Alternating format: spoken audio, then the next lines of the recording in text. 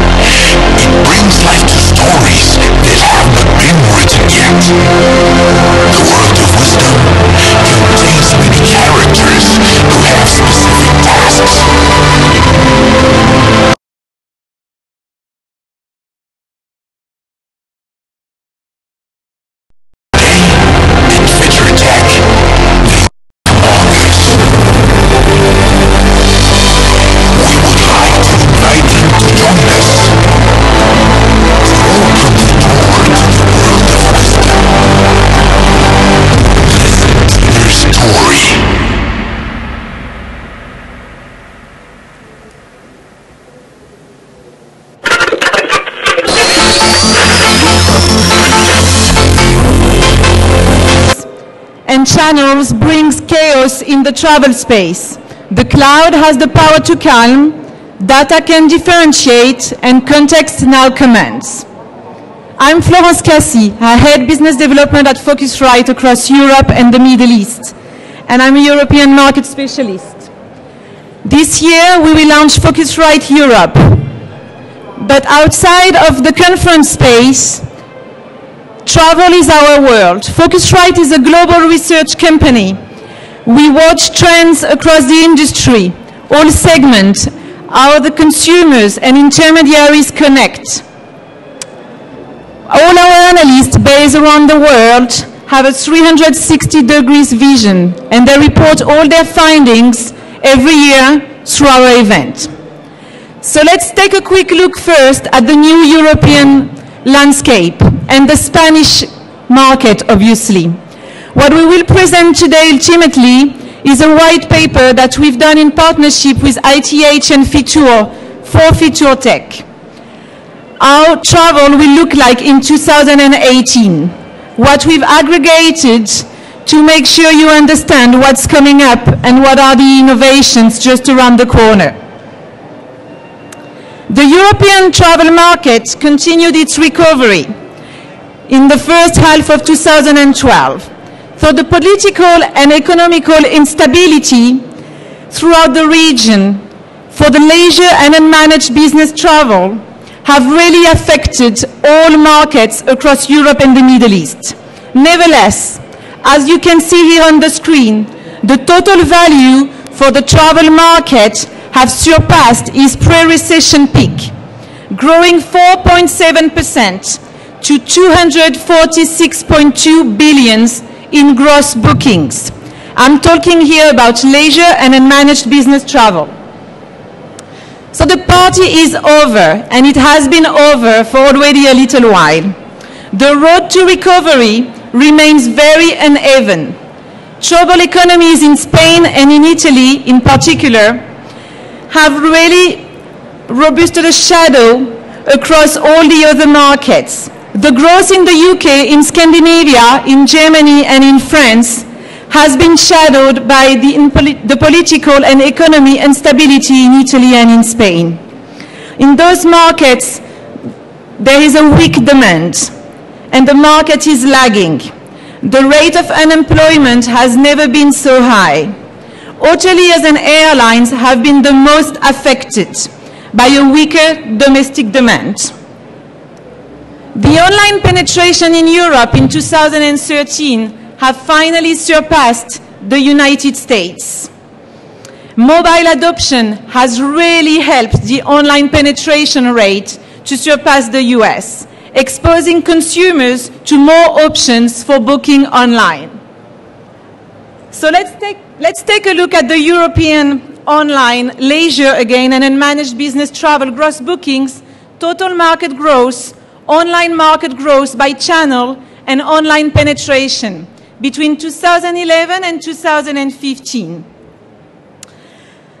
Again, the recovery is very uneven amongst the market.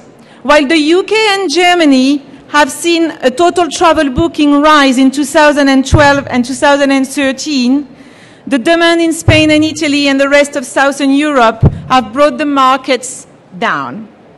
In 2013, gross bookings in Europe are projected to increase by 2.2% only, tapering from the previous year as Europe's mature travel market rebounds from the recession. A more favorable economic conditions in 2014 and 2015, 2015, have pushed an annual growth on an average of 3.6%. The regions across the whole of Europe have grown for the online space by 16%, as you can see here. For the online, I'm talking about, and 11% for the suppliers. The online has reached a total of 38.2 billion euros, while OTAs represented only 38%, while suppliers online still represent the rest, which means 62%, OTAs are still growing much faster than the suppliers' direct online sales.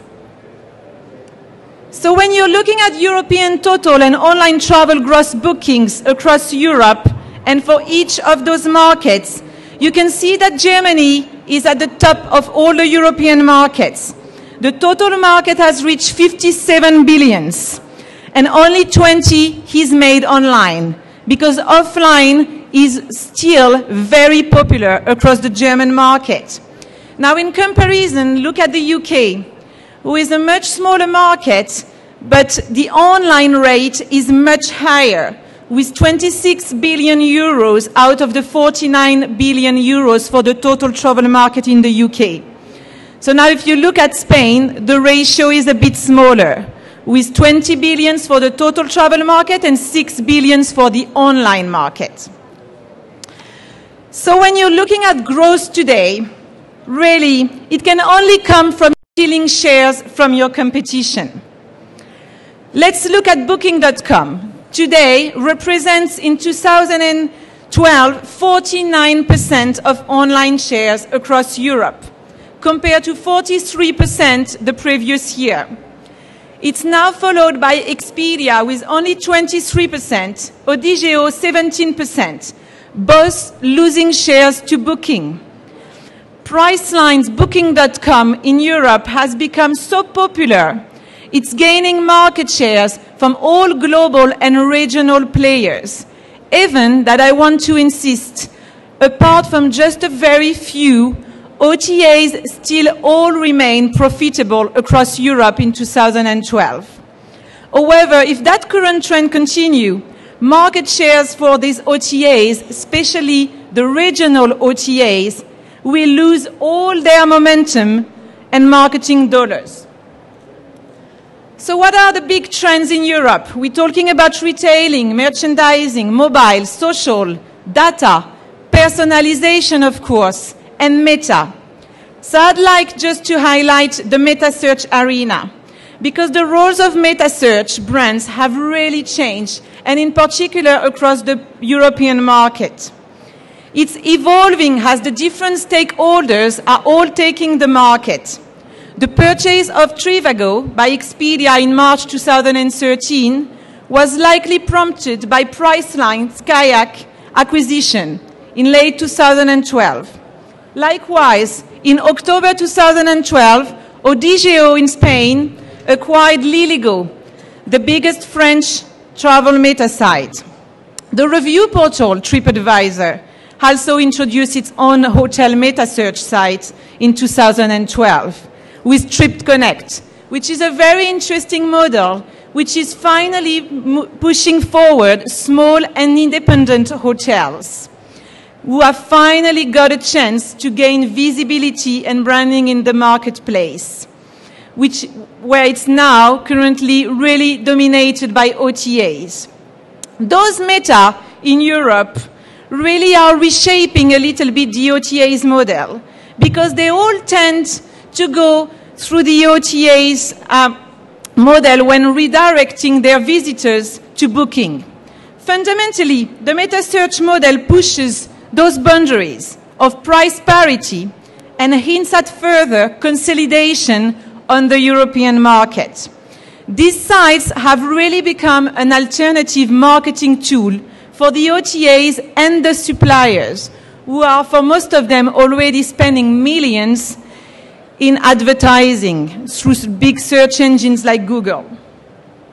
In regards to mobile, because we can really do any research today without looking at mobile shares, it's no longer a novelty.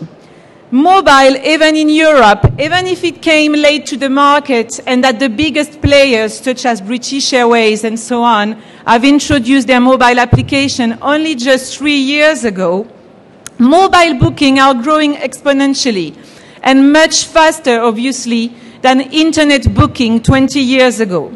We expect that by 2015, mobile bookings will account for 1/5 of the total European online travel market. It's cannibalizing traditional PC and laptop bookings. Mobile bookings are speeding up the online travel growth across all the markets. So what about Spain? In this poor economic climate, there is obviously a lack of confidence from the Spanish traveler and a weak domestic demand, which has weighed on Spain for the last couple of years. The total gross bookings fell 2.1% to 20 billion euros last year.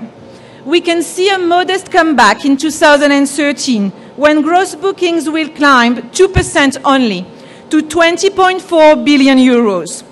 The total market has really been affected by also a decline of offline bookings. It's very interesting to highlight that, like on any market and throughout any recession time, when offline bookings drown, online bookings are still rising.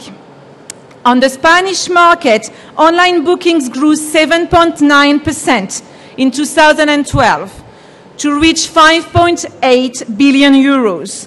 And we expect a continued growth, as you can see, for the years ahead. The online penetration rate last year has reached 30%. So again, how do you grow when you are in a no-growth environment?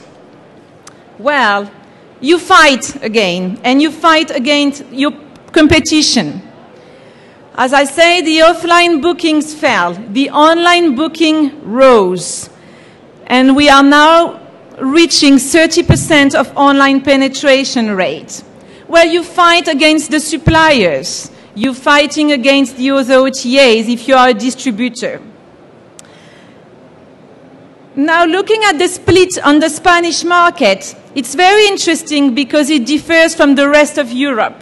Supplier direct represent 47% today, and OTAs 53%. It's interesting because in Spain, the providers' websites are still very popular. There is a very strong interest from the Spanish traveler to shop through OTAs, but ultimately to book through the supplier's website, which is a different model than in most of the European market.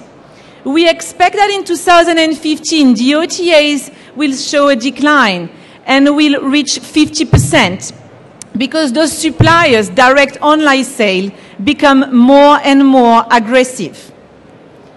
Now, looking at the different segments, traditional airlines are still obviously very strong and will represent 26% of online shares in 2 years. But what I would like to highlight here is the LCCs, the low-cost airlines, which will reach 35% of the online shares, only 30% today. They're super strong on the Spanish market. Many consumers in Spain really, as I said, research and shop through those OTAs and intermediaries, but still, they are much more hunting for best prices than last year. But amongst all those travelers, suppliers are still very popular. So now looking at mobile, as you can see, there is no difference than for the rest of the market. Mobile is even stronger than in the rest of Europe. We expect that in 2015 it will represent 17% of all the online sales. Spain is definitely one of those markets where we can see this phenomenon of leapfrogging. Mobile is super high across the whole market, and we expect this growth to carry on for the next few years. Now, looking at all the OTAs in Spain, you can see that despite the slide in Spain total travel market, as I say, the OTAs have risen. Priceline booking is also super strong in Spain, with 33% of the shares. eDreams Odigeo own 10% of the shares, and Rumbo 15%. So now let's take a look at what the trends will look like in just a couple of years ahead of us. We did this paper in partnership with ITH and Fitur, where we have collected perspectives from a range of experts, and we've aggregated views of what travel distribution will look like in 2018. We've asked all of them to provide their vision, and then we put them all together to present a cohesive story. We consider travel distribution across the entire value chain, which means that we shop, we imagine, we learn, we shop, and obviously we book and we share. In 2018, when we look at imagination, number one, we will be able finally to better define algorithm and refine implicit references. In other words, the consumer's profile, shopping profiles, will be much more accurate than today. Number two, the search will be much more targeted and will take into account implicit and explicit profile as well as demographic data. Number three, OTAs will have finally much more advanced and targeted data, very advanced filters. They will be all refined as well through mobile distribution. Number four, travelers will finally have access not just to airport alternative, but door-to-door options.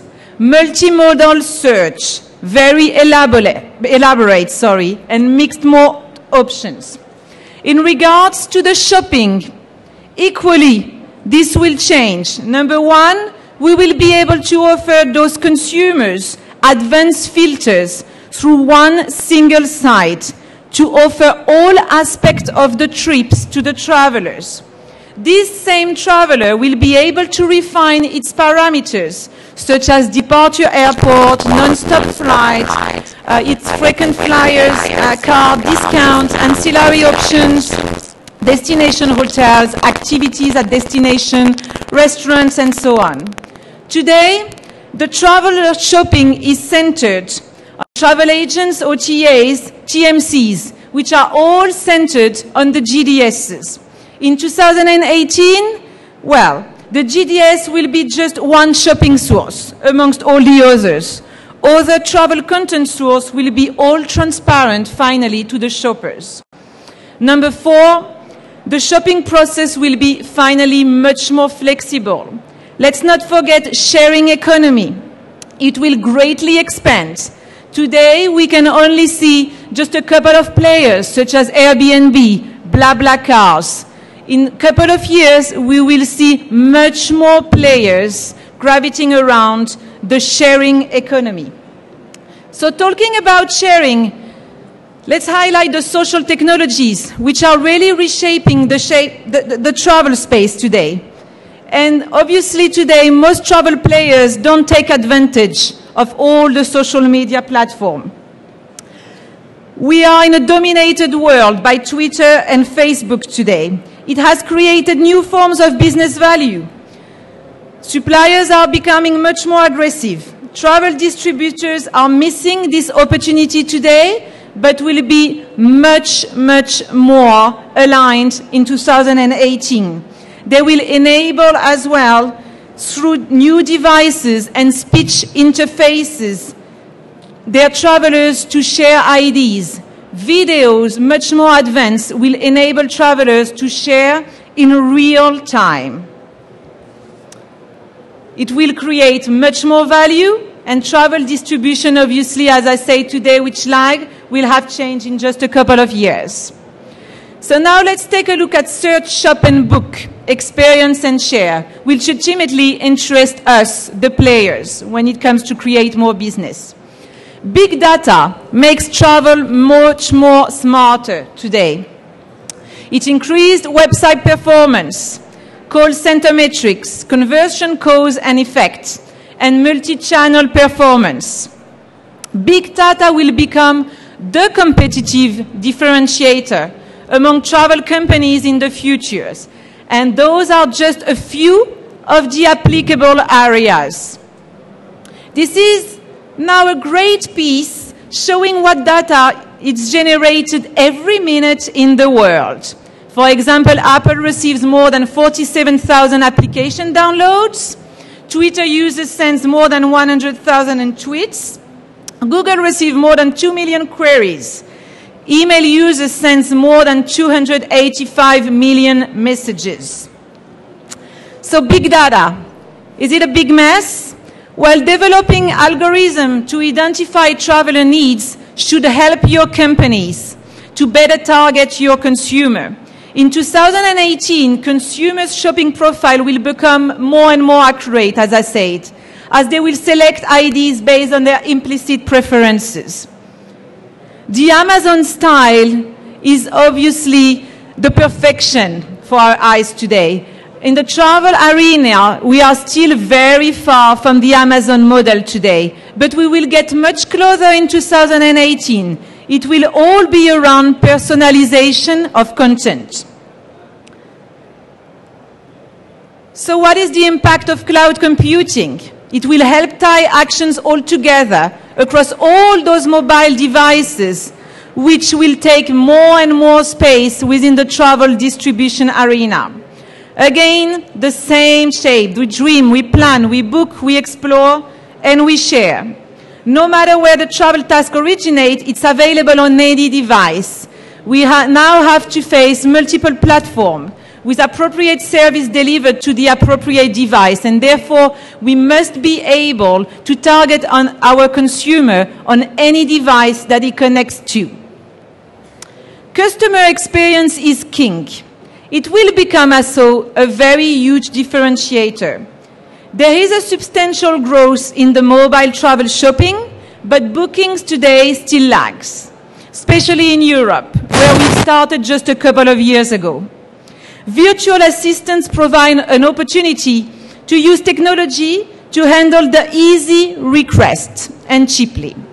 The user experience for travel shopping and booking on small screen is less than optimal today. And we need to target much more customer loyalty.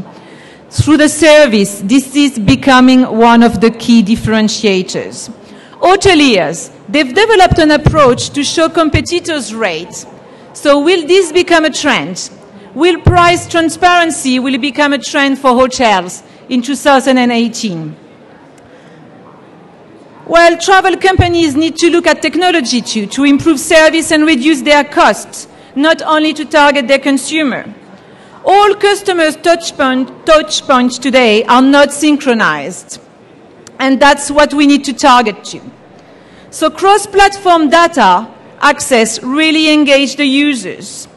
Computers, tablets, smartphones, intelligent agents. Obviously, as we've all noticed, the user access devices now, that's all proliferating with different operating systems, screen form factors, capabilities. This will, of course, reach a certain degree of maturity by 2018, looking at the exponential growth that we are still watching in 2014. So that all relies on the experience of that same traveler. In 2018, users interface with their mobile devices with speech or gestures. The display is optimized for the content being displayed. The intelligent travel assistant that we call the ITA will be able to help your traveler to find a restaurant, a taxi, to rebook a trip, to understand if he's late from a meeting, what modification he needs to do, and automatically.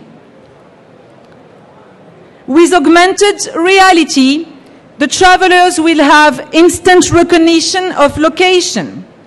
Using their mobile devices, travelers can decide whether public or private transportation, as an example, makes sense.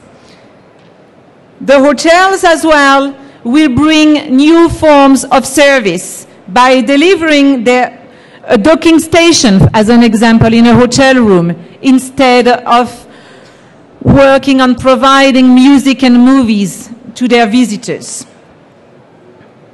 Mobile advertising becomes bigger and bigger year after year. It has been predicted by eMarketer that mobile ad spending will surpass $1 billion for the first time this year, reaching roughly $1.23 billion.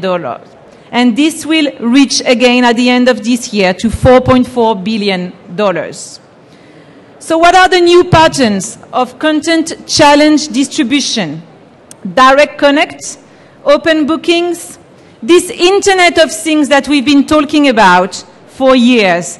All these new technologies, these new sources of content and new approaches to aggregate have the potential to really change the current travel distribution system.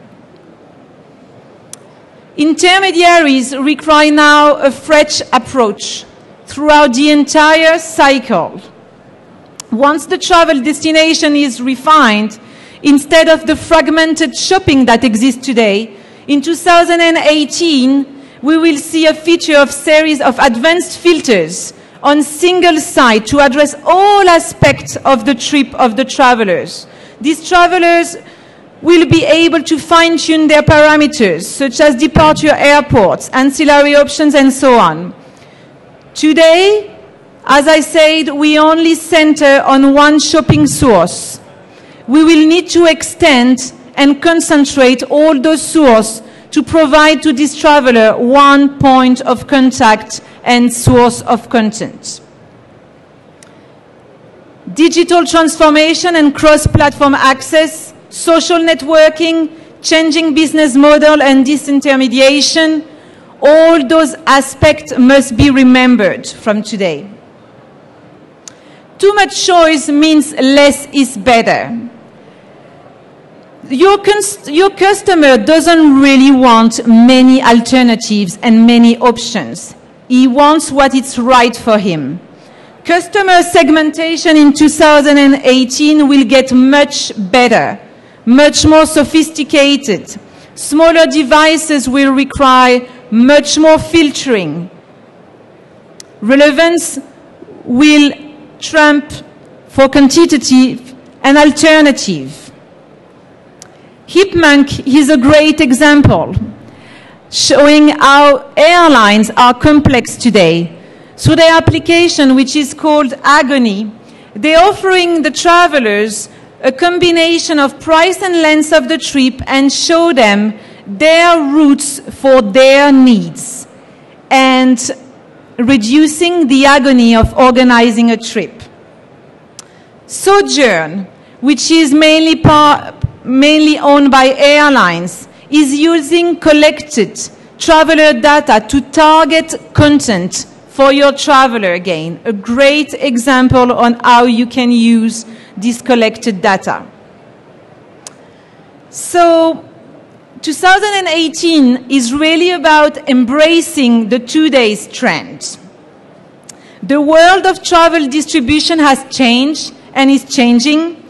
Travel products are becoming much more complex and distribution channels are proliferating.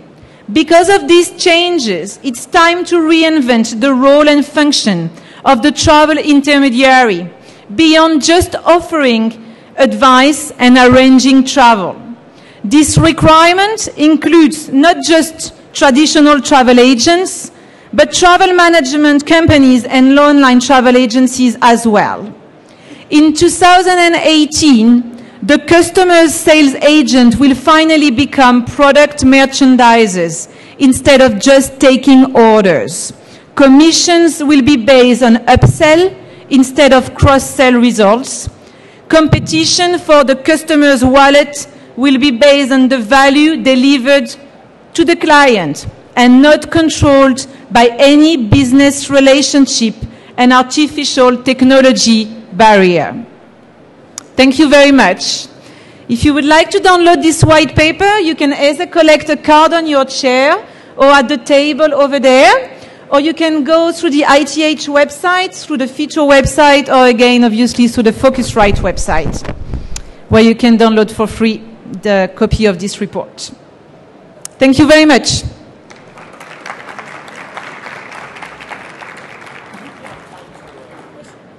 Yes, there's any. If anybody has any question, obviously, I'm happy to answer any question, either now or if you... Yes? Didn't hear.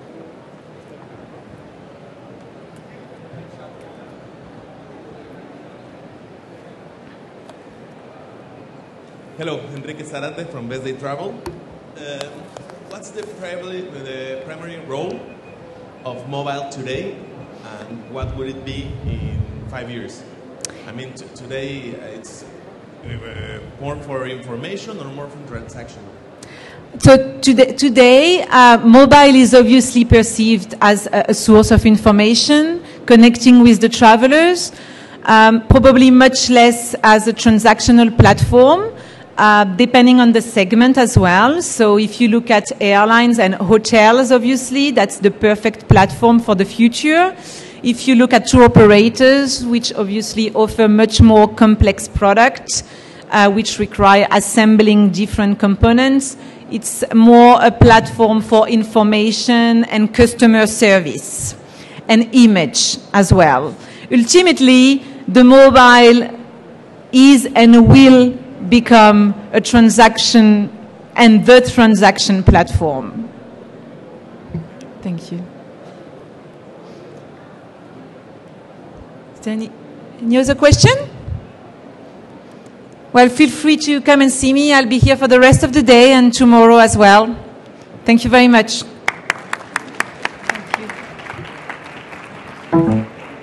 Thank you very much, Casey. It's a pleasure for us to have you here. And vamos a pasar a la siguiente presentación.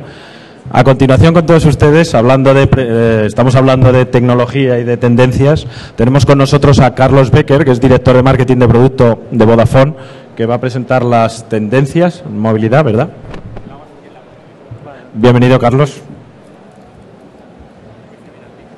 Vale. ¿Listo?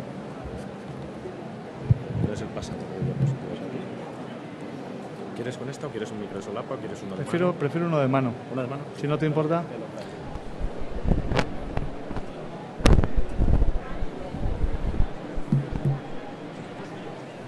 No.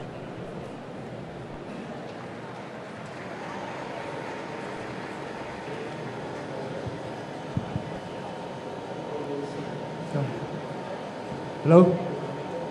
Hello, everybody. So my name is Carlos Becker, as you told. So I worked for Vodafone for the last 10 years, working both in technology. I worked in the past in the matrix world. Today I'm working in the reality. I'm working in products, so I design products for our customers. So why an operator could be here to talk about tourism, talk about how we can help our customers? I would say you that we are not experts in your sector. We are applying all we know about how we do the connectivity, how do we communications to apply to our customer needs. So I can tell you that we are right now, I would say, under one of the biggest surf waves as an opportunity we have to transform any of the business we can have. Okay, and absolutely the tourist is one example. So I think we cannot miss this opportunity about how the technology is evolving in terms of speed, in terms of mobility, network granularity, handsets, and so on. So I would like just to share with you some of our vision, how we are helping some of the customers around your sector, and I hope that it will be interesting for you. So to me, mobility, and everybody knows about it. So Vodafone is a mobility DNA company. So it's the big trend, but there are more. But we are leveraging on mobility to help our customers. So this is shaping a lot of the customer behaviors. Secondly, I will talk about trends, technology trends and transformation. So I would like to share with you how we see the future. So in terms of where are the key technology trends we are seeing that can help our customers to evolve and to transform, to do a big transformation of your business.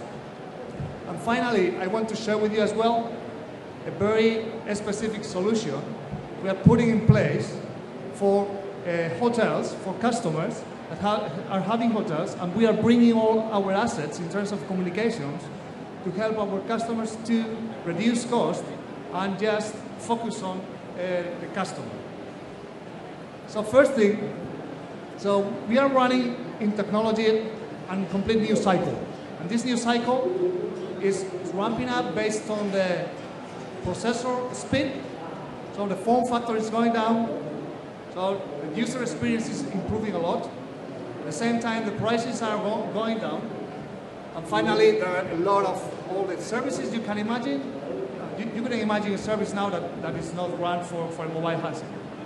So what is happening is that for the last 40 years, every 10 years, the number of handsets of every technology that is setting up at that moment is evolving by 1.0 every 10 years. And it's expected that this trend is continuing. So by the end of 2016, more than 10 million devices are going to be connected around the world. So much more than persons. So, secondly, remote mobile workers is today a reality as well. So it's something that no one could imagine without doing your job outside. So it's something that 1.3 million by 2015 are going to be remote workers or mobility workers. Third thing is the Internet of the Things. So we call machine to machine. So not only the person are going to be connected. So today we are extremely successful connecting cars, connecting machines, connecting lifts, connecting everything to the net to have better processes connecting all these things to our business. So, and by the end of 2022, there will be almost 20 billion connections of things to the net. But this is not a stop game. So, the other thing that is incredible evolving is around the network. So, and it's around the proper customer. So, even on these times that we are under recession in Spain, so we are investing in network because our customers are pushing us because they have more traffic. So in the last 4 years, but quarter by quarter, the traffic is evolving by 3 times every quarter. Okay, and this is great. The thing that is changing is just the mix of the traffic the customers are using. So much more video than a year ago. So we used to have web traffic in the past, now we have video traffic. The other thing is that we are putting the assets of the future. And the assets of the future in terms of what you have at home, you will have outside. So 4G is extremely opportunity for everybody to have broadband, really broadband everywhere. Broadband in your pocket, okay? So, and this is something that is going to really happen. So we cannot think about that everywhere we are going to have at least 100 megs for your connection, okay, to have anything you can imagine in your pocket. So it's changing in terms of what the user is doing, what the user is aiming. So in terms of today, the most critical, or the most important thing for a customer going outside home is the handset, is your mobile. And 4G is driving a change, as I told you, in terms of the type of traffic. We used to see in the past, and today it's still email and web access as the main usage for your handsets. But this is changing in terms of as 3G, HSDPA, 4G is coming into the market.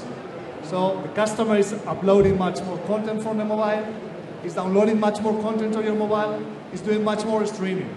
Okay, so it's changing a lot. the type of content the customer is exchanging with the network. So at the end, it's changing the behavior of a tourist going to any customer in this sector. So, and today the customer is always connected. We have a lot of experience in the past working with companies like Microsoft, like even now with Google.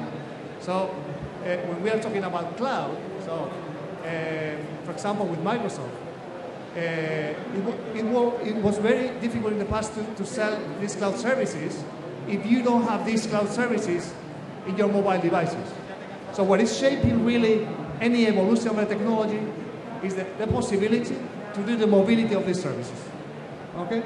So at the end of the day, everything is changing in terms of how the tourist, how this customer is interacting with you as a company. So what is our proposal? As Vodafone, as an operator, as a mobile operator, we're aiming for our customer to do a big transformation of your business, but based on the technology advantages we have today on the market. So extremely good opportunity, and we cannot leave this wave pass over us. So for us, there are three main key levers to do this transformation, and this is happening today. First one is the secure ultra-band. So we mean that every home is going to have fiber, but not only fiber at home and at office. So 4G is going to be in every device. The penetration of 4G devices is going 4 times faster than the one we used to have in the past for 3G. There are cheaper devices at this time. We launched 6 months ago, and in 6 months we have 4 times more devices in customer hands based on pricing on the devices, speed of the network, everything. So the penetration of 4G is a reality. And third thing is the security of the network. So we are putting as an operator security, basic security to convert the network in something more secure to do payments, more secure to do accesses. So it's something that should be really embedded at the network level. It's not something about another security application on top of your device, things like that. So it's something that has to be, and this is a trend, so putting the security at the network level. Second trend for us is, so what is happening is that personal communications or building communications. So 5 years ago, everybody was trying to put a lot of fiber on the buildings, but the world is changing to put a broadband, the personal broadband. So the communications are personal. So it's not necessary to put a lot of fiber in every building, because everybody will have broadband in the pocket. And this is changing a lot the way you can face any service you can put on your customer. Third thing is cloud, everything as a service. So we as an operator, we believe that we can be have the role of bringing to every customer any of the cloud services we have in the network for our customers, being a broker, real cloud brokering service for you. Bringing any device, any service can be in the network, bringing to our customer, and doing in a transparent way for our customers when they want to change from one to the other one. So at the end of the day, these three things are shaping the way we can face transformation for any business. Okay? And exactly for tourist sector or the hotels. So the last thing I wanted to share with you is a real product we have. So I think an operator has the responsibility to bring to the customer big things. So what we are putting here is, we had in the past a cloud PBX for our corporate customers. Now we are putting all these assets for any of our customers to use internally for their customers. So today for us, this is a reality, this is no matrix, this is real service, where we are putting in 3 different legs a product for a hotel, where you have a cloud PBX fully integrated with the PMS of the customer for the hotel management. I will go a little bit in there. Secondly, I am integrating, or we are integrating this service with the application a customer need to run all the internal processes of a hotel, to run in a more efficient way, all the booking, the check-in, the process automation, the billing of the rooms. So everything in a real wireless hotel, without any infrastructure, without any local PBX. So everything is in the cloud, without any wire phone in the rooms, with applications on the employee hands to do their jobs. So this is what it means. And finally, the third leg is what we bring to the customer. So I told you the customer is waiting. The customer will bring their handsets. So we need something to put it in the customer hands in terms of connecting them to this ultra-broadband network. And everything without a big infrastructure at a hotel level. So first thing of the solution. So this is a completely wireless hotel possibility. Room telephone without wires. So it's a mobile phone that seems to be a fixed phone, fully connected to the PMS of the hotel, connected to the reception PC, so to all the system, with some cloud services that are basic for any hotel. So having the billing system integrated, having the cloud wake-up service, and having all the cloud PBX services, the minimum ones you need to set up calls between rooms, call queuing, things like that. So everything in one service, in the cloud, without flexible costs, okay, no investment at the beginning, and this is a real problem. So we have some big hotels with this kind of solution. Secondly, no need to set up a Wi-Fi network for the whole hotel. So we are offering to our customers the possibility to bring to the guest of the hotel Wi-Fi connection in their pocket, special price plan with everything. This is a 4G small router to connect all your devices inside the hotel or outside the hotel. So imagine the kind of opportunities we could have with customers coming from abroad to our hotels. Third thing, and we are very proud of this, is applications for the employees to set up a more efficient way to work in the hotel.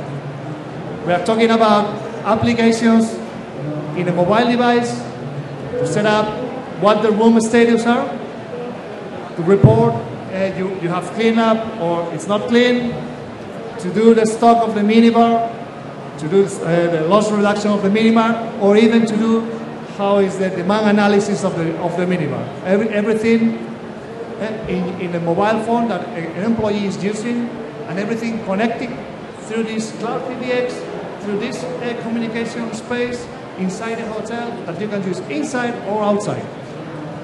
And finally, an application as well for incident management, instant report, agility, and so on. So, to tell you again, this is quite a real example. We have some customers using this, and my first message. So, this is a kind of transformation, how we can transform a typical hotel in a cloud hotel. So, we can leverage on the assets of the operator. So we are experts on communications. We have big CPDs, data centers on communication. But our aim is that let our customers to think about their customers and solve all your communications needs based on efficiency, cost reduction, and innovation with, against your competition. And that's all. So that's everything I wanted to share with you this afternoon. Thank you very much. If you have any questions, please let me know.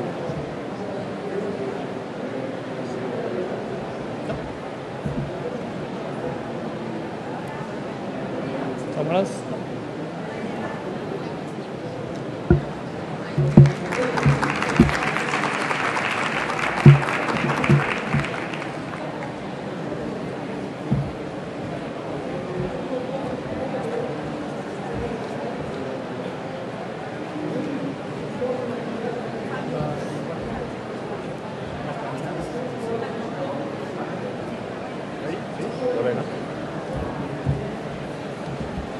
¿Vas a utilizar presentación, vídeo o algo? ¿Eh?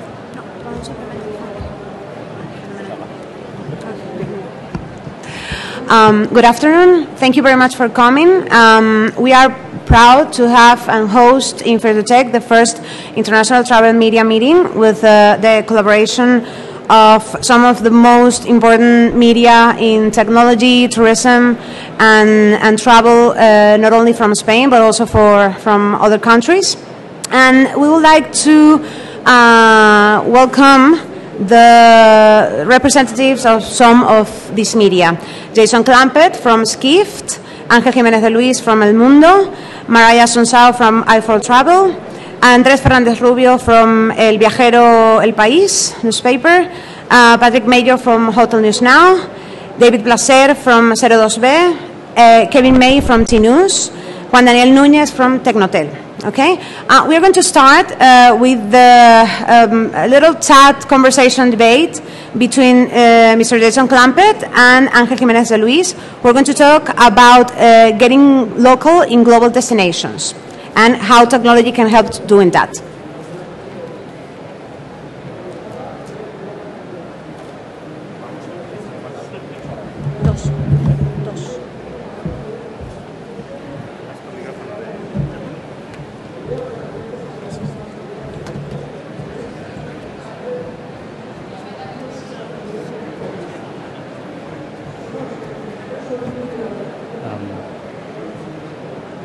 Hello? Yep.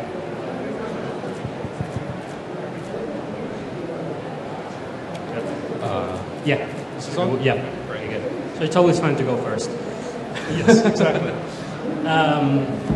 Well, but I guess first we can introduce ourselves. Sure. I'm Ángel Jiménez. I write for El Mundo, based in New York City.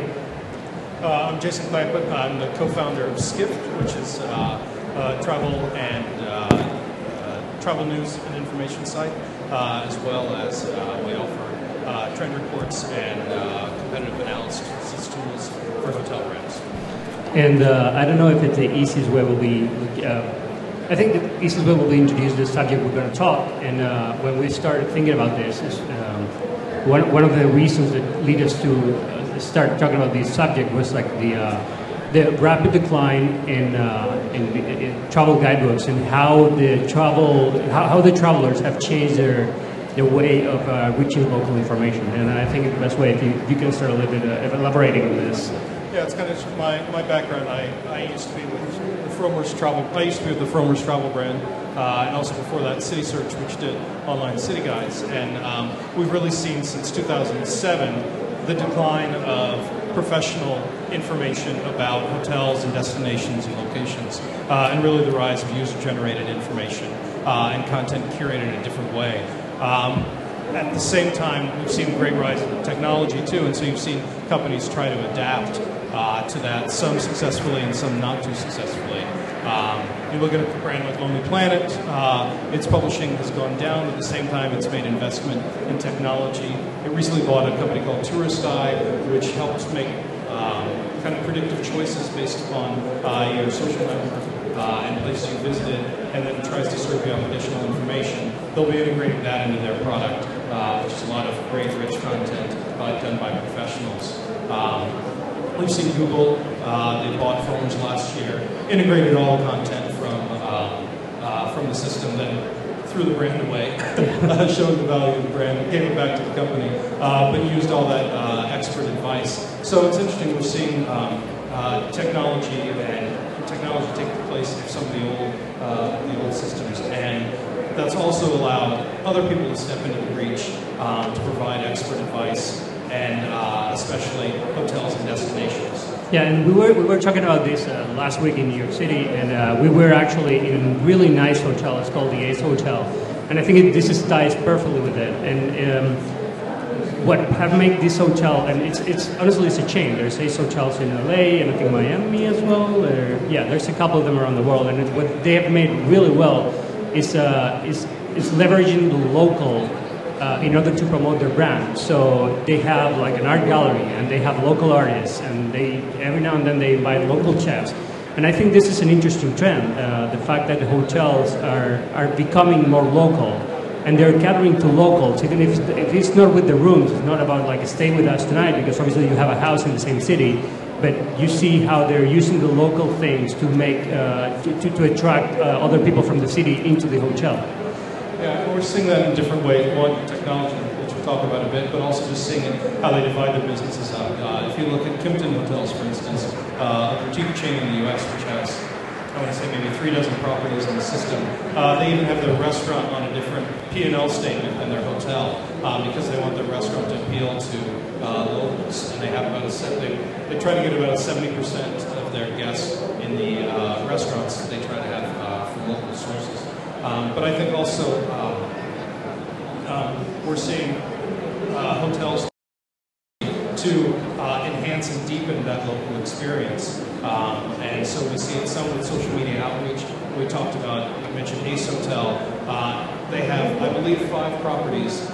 When it comes to Instagram, they have more followers than Marriott, more followers than Sheraton, more followers than Hyatt. So you see how they can dominate this social media with such a small chain, and they're sharing local information on that. People are looking at photos of the destination that Ace Hotel is sharing. Yeah. Just another hotel chain that I think it's very interesting in this, and it's the W Hotel. I think we talk about it and how it is using the design elements from local artists in order to promote their hotel chain. I don't know if you can elaborate a little bit more on that. I think it's probably not the first one that did it, or maybe it is. I'm not sure if it was, but it definitely has set a trend for the rest of the industry. Yeah, it's been much copied, and it's one of the hotels that kind of came out of the late 90s .com boom. I remember when I was in the internet company in the late 90s, everybody wanted to stay at a W Hotel because it was local. That's the lobby you gathered in. People had power breakfasts there all the time because it was woven into the local fabric so much. And they've managed to keep that going for 15 years, which is rare for a brand that is cool to be cool for 15 years or so. Yeah. Well, I think that's interesting, the fact that you can use local and make your brand unique, even though it's a chain and it's everywhere. So I think that's an interesting point. Another one is like, and this is kind of the other main subject we talk about. It's how hotels are using transforming their concierge services in order to become more local. And there's a couple of examples, great examples out there. I don't know, you have one in mind right now. You can talk, or I think Four Seasons is an example where they've taken their kind of concierge system and basically used it as a marketing tool via their website and via social media, so that you're able to know kind of the cool things that are near this Four Seasons before you come. And they're using in-house talent, broadcasting through social media, and broadcasting through their own blogs and their own publishing to get that information about local experiences out. We have another brand here in Spain. I think it's Unico Hoteles, that they just launched a new series of apps, the free apps to download, and insane. It's kind of like local things you can do in Madrid and Barcelona where the hotel is. And they have quite a success with it. And the key is that I think the key of this loss, and it ties to the beginning of it, is like the travel guide is no longer happening. But we're seeing this huge space that people still want to know where to go when they travel. And they're using Yelp, and they're using Foursquare, and they're using all these apps. But there's also a niche for hotels if they want to use the local information to promote their services, right? And another of the things I have here was the Intercontinental brand, the In the Know experiences, where the whole concierge staff are doing videos and for the guests where to go and different ways of doing it. Like, this is what I like. I'm more like a city guy, and this is the greatest spots in the city. Or I'm more like an adventure type, and this is the place you can go outside the city to do some adventuring. So we're seeing all these trends happening, and it's happening at a fast pace. But I always wonder how difficult this is for hotels. Like, it's not easy to retrain your manager, your concierge, to become this kind of person who will tell you some things that are not based on the classic, what normally a concierge will tell you, local restaurant, or local opera house. Yeah, I think it changes how traditionally concierge services and others have kind of operated. In the past, you thought the concierge was the guy who, probably the Italian restaurant down the street that wasn't so good, was given $50 every night to send travelers their way. But when local knowledge becomes a selling point for a hotel, that kind of has to go away. Yeah. I was speaking to a marketing person from Seasons recently, and she was saying that whenever they push the hotel to go into pushing local experiences on social media, it's a real retraining process where they have to make sure that everybody's on board and really understands what's happening before they let them do it.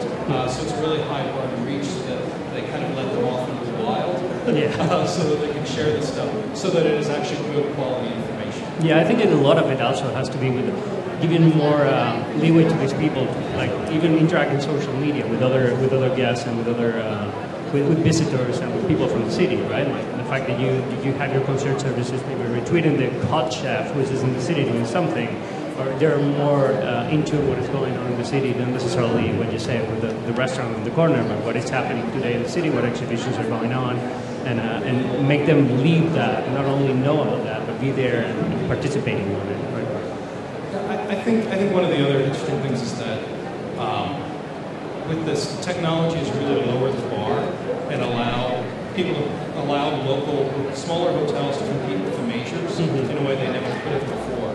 And they're competing in a way that, isn't just about money.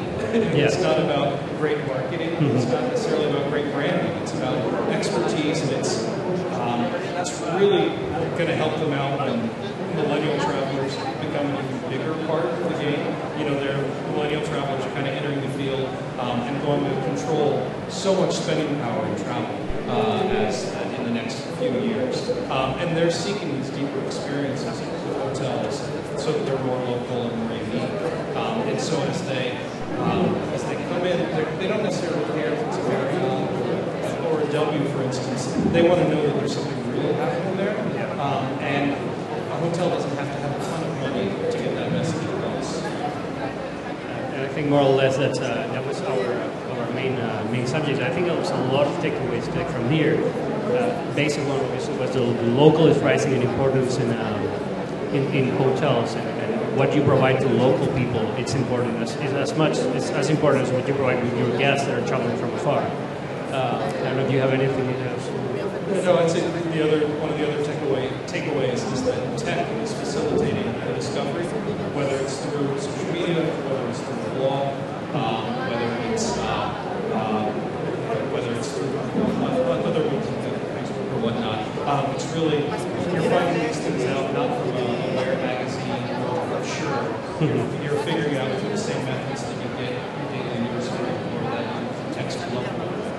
Yeah, which a lot of times is not even could not even be the hotel, but your friend, like a friend of a friend who lives in the city, or Foursquare or Yelp or any of these apps. I think that's the other takeaway that it levels the playing field. So you don't have to have a huge budget to make it happen. Unlike competing with Google advocates and having a huge SEO budget, you don't necessarily have to have that to be a big man on Facebook or Twitter.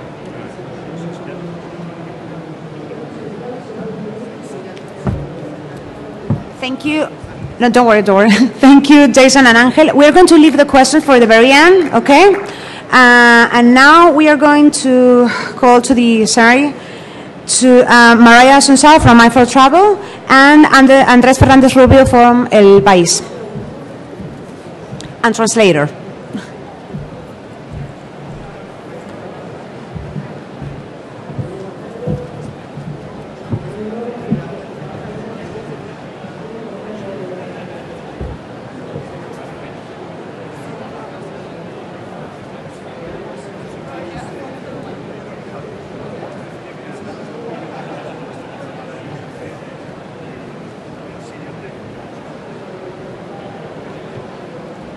Buenas tardes.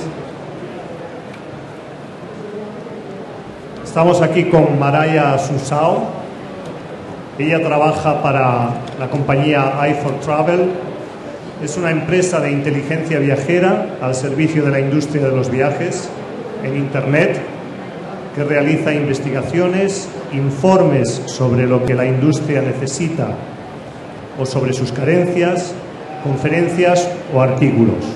Ella es una experta en todo lo que se refiere al uso de los dispositivos móviles en las reservas hoteleras y vamos a aprovechar que la tenemos aquí para hacerle algunas preguntas.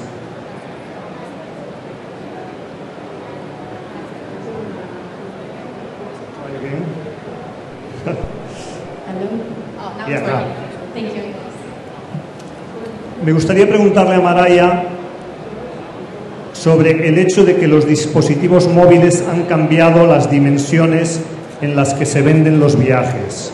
El tema es cómo los hoteles pueden hacer que los clientes ahorren tiempo y cómo ha cambiado el comportamiento del consumidor viajero con el crecimiento de las plataformas de los dispositivos móviles.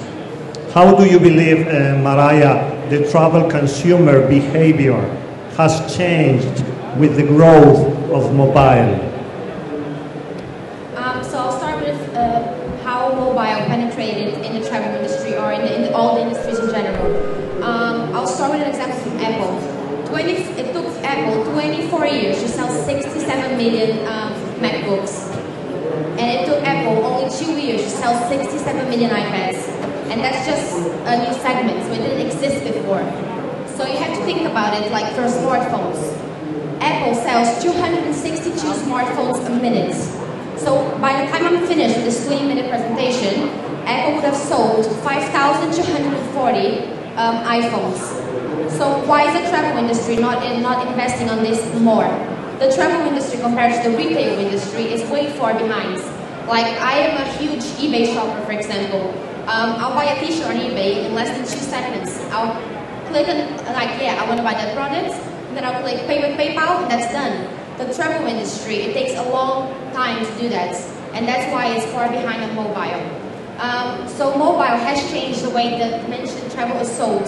So you have to think that strategies are quite different from desktops to tablets to mobile, and that's what the travel industry needs to keep in mind.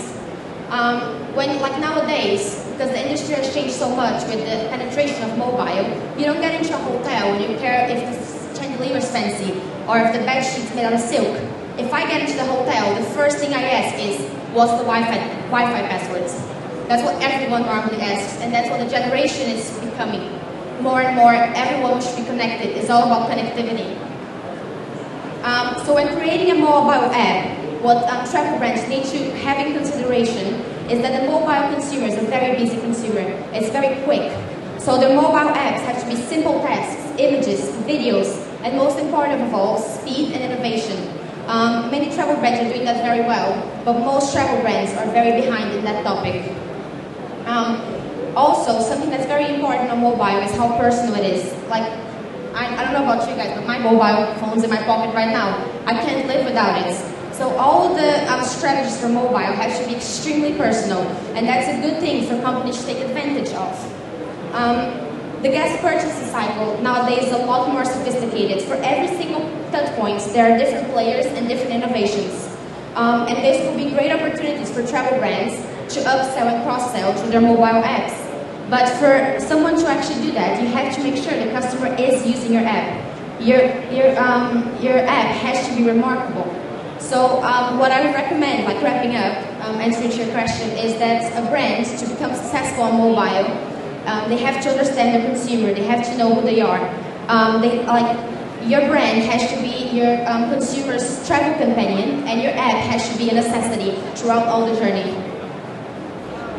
You know, my second question is, on the last minute booking trend via mobile, how should travel brands be investing in it? Is there any revenue managers out there? Just so I know. No? Okay. Well, if you are, you're probably going to want to hug me after I answer this. But so what I'm going to say is, like, last minute booking wasn't created because of mobile. It has always existed. It existed even before, like American off-road motels. That's what their concept is all about. Is walk-ins. It's someone calling a call center last minute. What mobile has done for the last minute booking, it has empowered that trend. Why? Like, for example, like why is it growing so much in the last 2 years or 3 or 4 years? The big reason is because of the European recession in Europe. There was a lot of empty hotel rooms in the end of the night. So people wanted to sell them for cheaper. What does mobile do for that trend? Mobile, like I said, is in your pockets. So I'm out in Madrid, I had too many sangrias, I need a rib steaks, I can't drive home. The only thing you have on you at that moment is your mobile. So you are going to use that channel to book. So it's a really good opportunities, and there's a lot of startups.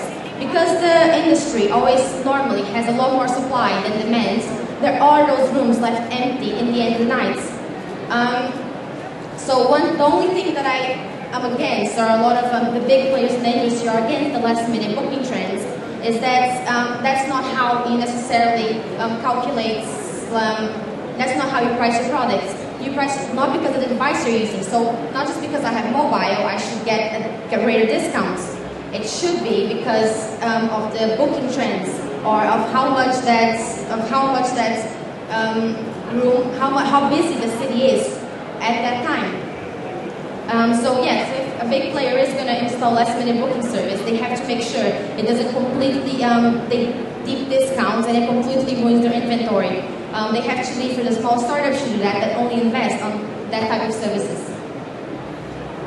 And what can brands do to remain competitive in the mobile platform? So with the consumer rarely separated from their mobile, brands have the opportunity to interact in real time, so it's clearly a value that's highly priced. With mobile, you have the opportunity to know throughout geolocation exactly where your consumer is, what he's doing, everything. So travel brands need to invest more in knowing their customers and knowing exactly what they're doing. The main thing about mobile and servicing the customer is being extremely proactive. So you should know what your customers want and service them before they have the opportunity to ask you. Like, we have many companies in the industry doing that right now. Airlines, for example, there's a Spanish one, because of geolocation, they know their customers are an hour and a half away from the airports. So that means, and there's traffic in that area, so they know they won't be able to make their flights. So instead of having an extremely angry customer going into the check-in points complaining that they lost their flight and it's not their fault, why don't you send them a push notification, because you know where they are, saying you're going to be late for your flights. Do you want to change your flights? So there are very easy things you can do to create better customer service and therefore create loyalty. It's a lot cheaper to have a loyal customer than to acquiring a new one. So that's definitely something that travel brands should be investing in, like mobile check-ins or having NFC keys in their room. Because throughout, on a long period of time, it's even better because operational costs, it'll be cheaper to have something done to mobile than to the hotel and to the staff. Okay, and with all these new consumer touch points, how do you keep your customers through the platforms? Well, it's a bit like Florence said before in her presentation, is unfortunately desktop, mobile, tablets are still not fully connected. So the travel industry has a big lack of having, like the retail industry would say, drop baskets. So I can search on something on my desktop when I'm in the office. By the time I'm home in my pajamas, I'm going to use my mobile to book on something. So how do you make sure those customers use the same brands, your brand again, to look through their mobile? A big thing of that is, like I said, on consumer behavior before, it's knowing your customers and knowing what they want. So you have to analyze their behavior. So where are they when they're booking through desktops? Where are they when they're booking through mobiles? What are they doing? So you can adapt your brands accordingly, but also providing like a seamless cross-platform experience. So your brand is consistent through all platforms. It's not much difference. On mobile, it's quite important that you make everything easy. It has to be easy for the customers. Mobile customers are, I don't know if it's right to say, lazier. So you have to make it very visual for them. And yeah, brands should be definitely investing more in that. Which are, in your opinion, Mariah, the best apps of the industry nowadays, and why? I guess that's a hard one since most of them are out there. I would say, like, for example, with engagement on airlines, KLM, they're amazing at what they do. They have 10 different apps. You can shake an app and they'll tell you where they want to go without you even knowing, which is amazing. Well, like Florence said before, Booking.com, which are the biggest players in the industry, they invested millions and millions on mobile, and I believe they're moving mobile a step further of every other company. TripAdvisor, they have a native app that will show you exactly what to know about Barcelona without you even needing to have an internet connectivity. And that's very important because it shows that they own their customers. Like if you don't even need the internet, you don't have to pay roaming charges, which that's going to end in a few years. But anyway, that's going to make their customers better. I believe that apps that takes the customers from door to door are going to be the next big thing. It's going to be huge. Yeah, you have to invest in having itinerary apps or having all the connected to all the customers' journey. For hotels, I would say probably Marriott. They're very good at servicing the customers. They know exactly what their customers want when they want it. You can check in at any Marriott, most Marriott's hotel before you even get there. I think they're very big, that area. What do you think is the next big thing? Like I said, with apps, I think the next big thing is bringing customers from door to door, native apps, and I think every company should have an app already. Like, I'm from the generation that I don't understand when someone doesn't have an app, like a company doesn't have an app. I'm like, what do you mean? I need an app for this. Why doesn't it exist? And also the next big thing, and everyone's talking about, is the new, it's data, especially data on mobile. You can collect and you can know so much from the customers because the mobile is so personal, and there is geolocation that I believe the better usage of big data or getting to know the person more and offering more what they want will be the next big thing. Thank you very much, Mariah. If anybody has any questions to do, we have here Estela that will translate it if you want to do it in Spanish. I think we'll do the questions in the end, right? Después.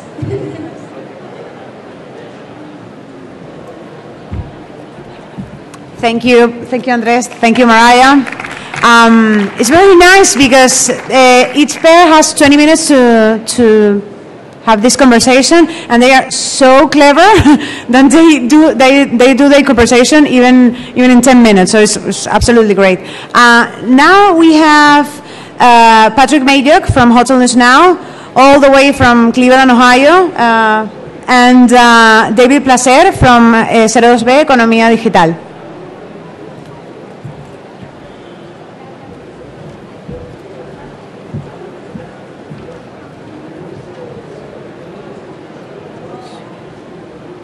Hello.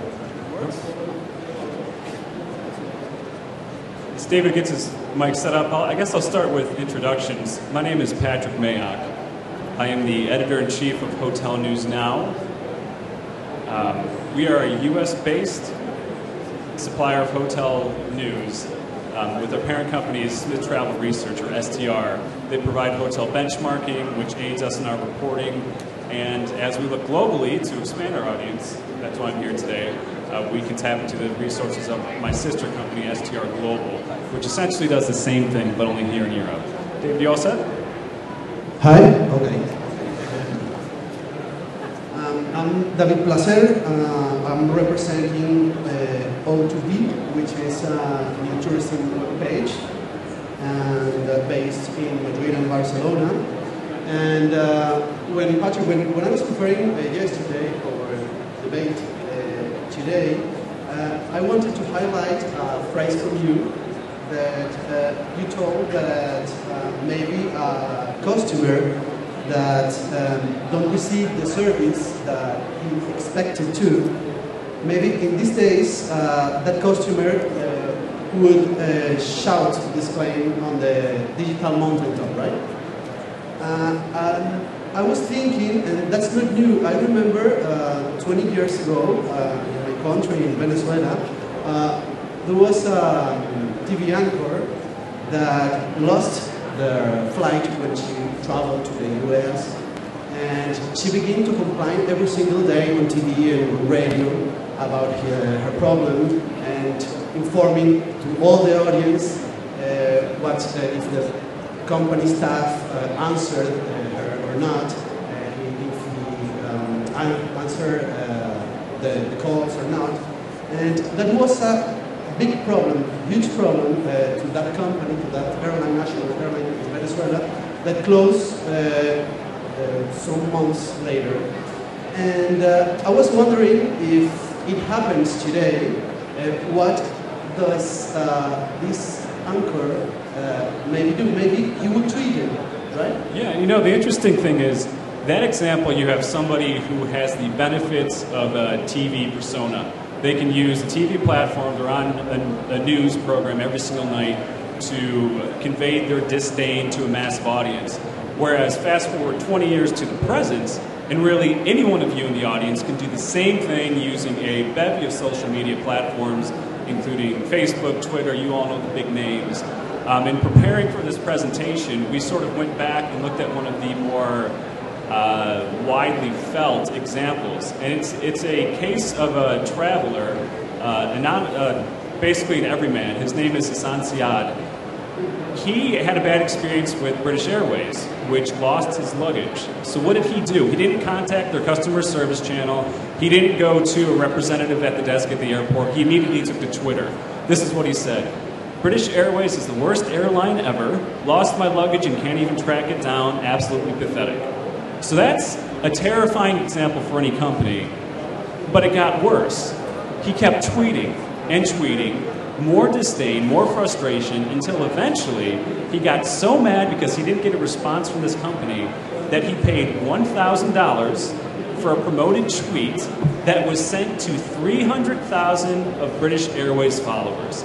So imagine if you're a British Airways fan on Twitter, you're used to seeing good things come through, and then all of a sudden one day you look down and you see this message. Don't fly British Airways. Their customer service is horrendous. Again, that's a terrifying, horrific example, and nobody wants it. And it underscores the importance of responding to complaints and customer service complaints through social media. And that's what we're really here to examine today, is whether social media, whether Facebook and Twitter, has become the ultimate customer service channel, and in the process, has it replaced the formal means of communication, such as telephone conversations or face-to-face complaints. We have the numbers of the penetration of Facebook, Twitter, and can you give us the numbers of users? Just to give you the lay of the land, to emphasize how big this audience is and how it really empowers people to go to social media platforms to make their voices heard. By a recent tally, Facebook has 1.2 billion users who generate approximately 4.5 billion likes every single day. So think about it from the company perspective, that's 4.5 billion follows of a company on any given day. Twitter, by comparison, there's about 500 million users who send 500 million tweets per day. So think, if you are to voice your disdain on one of those platforms, the size of the audience you're reaching in doing so, compared to the one-on-one complaint if I were just to call a customer service channel or a 1-800 number.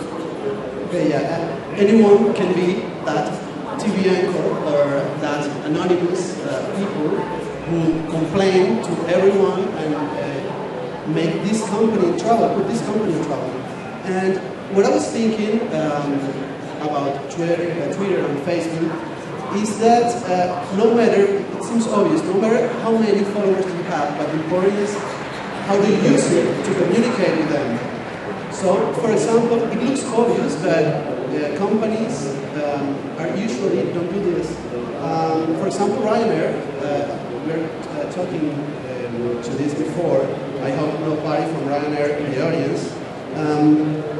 When they announced the new Twitter account in Europe, Ryanair is the major low-cost airline in Europe, and when they announced the new Twitter account, they create a great idea, a great marketing, aggressive marketing idea that was, they say, we don't charge if you follow us. You know, Ryanair charges for everything, right? If you breathe deep in the flight, maybe they charge for it, right? And there was a noise in the social networks, this polemic phrase, and weeks later, days later, they don't respond. They don't give any feedback to the followers. So I think it's a bad example of how can the companies manage the relationship with the followers. And And by the other hand, we have another good example of this is the case of KLM that Mariah mentioned before. KLM created an application, I think it's a wonderful application that you can see the profiles of the people who will fly with you. So you can choose taking into account the Facebook profile or the Twitter account, who is the people who will fly with you. I think it's wonderful app, right? Yeah. And you know, David, you underscore something that's very important, and it's the expectation of response. Somebody doesn't go to Twitter just to make their voice heard anymore. They go to Twitter because they expect social media platforms to generate a response, in some cases, more quickly than an email, a face-to-face complaint, or a phone call traditionally. The expectations, we have an eDigital research report that came out recently, that 1 in 10 respondents expect an immediate response from a brand representative when they take to social media. And what you're seeing from the brand perspective is companies recognize this. They know that customers are going to social media and they're staffing accordingly. You're starting to see hotel companies, airlines, hire people first to their marketing department, but now they're even breaking that out and calling it to the social media team exclusively because they know that the need to respond immediately is so important. Yeah, and one of the questions that we was asking in this debate was if the social media, the social networks are emerging as the ultimate client service. And I think the way you choose your holidays is really changing, right? I was talking with the Hard Rock hotel staff here, and when they planify the new hotel, it will be the first hotel, Hard Rock hotel in Europe, in Ibiza, next spring. While they're thinking about where to put the pool or the music in the halls or the food that they will serve in the restaurant, they're also thinking about the hashtag that they will use during the launching campaign on the spring and in the summertime. It's a critical position for them just to think about this, the hashtag that is, I think, is Rock Slide or something like that, so you can see over there. And it's very interesting that they hire people specialized on this as like a critical, like a very important thing on the hotel. I think companies, hoteliers, never did this before, right? Yeah, you know, you bring up a great point. You're seeing a lot more of that, where the hashtag and social media is becoming very integral in the marketing campaigns. And it I think, emphasizes the fact that social media as a client service channel, it shouldn't just focus on the negative. Hoteliers and other travel executives need to keep in mind that it can be used as a good customer service outlet. It's not just, hiring more people to staff a hotel's Twitter account shouldn't be a fear-based reaction. It should be there because they recognize that engaging the customer is so important today. You know, when I talk to hoteliers when I'm out reporting, one of them said a great thing to me one time when I asked him how he integrates social media into servicing his hotel. And he said in the early days, a lot of people would ignore their Twitter feed. And he said that he never would do that because would you ignore a phone call coming into your lobby at 4 a.m. if a customer had a need? And of course not. The hotel staff would be there, they would pick up the phone, and they would handle the problem. Twitter and Facebook should be viewed as the same way, this hotelier told me, that just because a complaint or a request is coming in a different format doesn't mean it should be ignored. It doesn't mean it's any less value. If anything, as we've emphasized here today, those issues are being amplified and should be treated with even more urgency because you want to not only address that request, but you want to show your followers and other people out in the social media stratosphere that you're there and that you care about your customers and that you have a real presence. I know you think technology itself, it will be the ultimate client service, But social networks are really changing the way you plan, the way you choose your vacation, your holidays.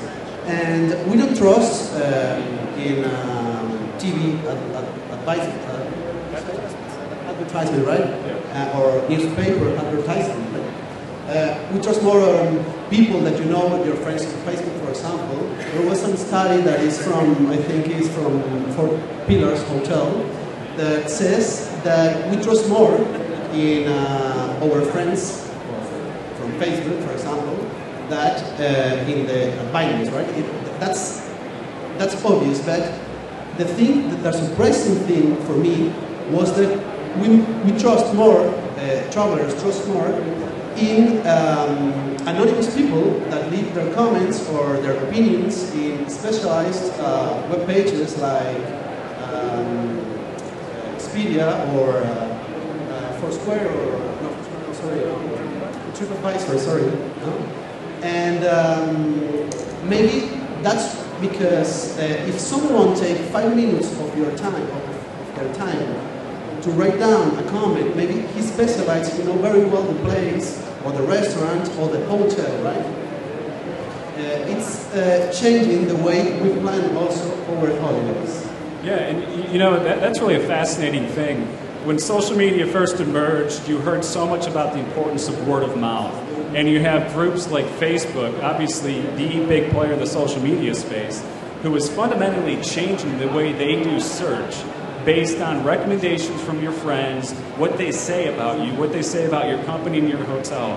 So think about the customer service ramifications from that perspective. You want people saying good things about you because when their friends search for it, their search is going to point to your property based on what the friend is saying about you. Hopefully it's a good thing. You want the recommendations. So that's incredibly important to think about. You know, when we first set out to answer this question, it was, again, is social media going to emerge as the ultimate client service tool?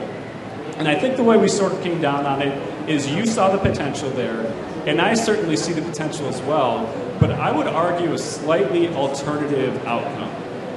I think more important than social media is the fact that technology is so much more mobile today. You heard Mariah talk about it a lot in the last session. The fact that every one of you out there most likely has a smartphone or a tablet or some means of accessing the internet wherever you go. I think that's more important than social media per se. And by that I mean hotel companies, which is my primary area of focus, they're creating portals through apps, let's say, that reaches directly to the guest. The Marriott Hotels Concierge app is a great example. Hilton Hotels is a fantastic concierge app for their Conrad brand. You have a lot of examples like that that allow a hotel guest to seamlessly interact with the hotel they're staying at. They can request things, order room service, they can voice complaints. If they walk into the room, something's not satisfactory, you have a number or something to click to call right from that application. In doing so, those companies are circumventing social media. That guest isn't going to Twitter to access it or to make their concerns heard. They go right through the portal of the customized hotel application. And that's where I see this all going. Whereas every company is developing an app, like Mariah just said. It's important to do so, and by doing that, they're better able to control the message, tailor their offerings to better serve the client, and in a way, they're shielding themselves from the massive amplification that a bad example or a bad comment might have. And I see a gentleman over there flagging me down with a question. We have a question at the end. At the end, you can do the questions.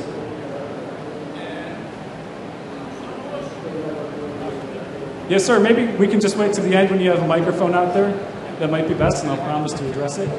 Or he's going to run it right over to you.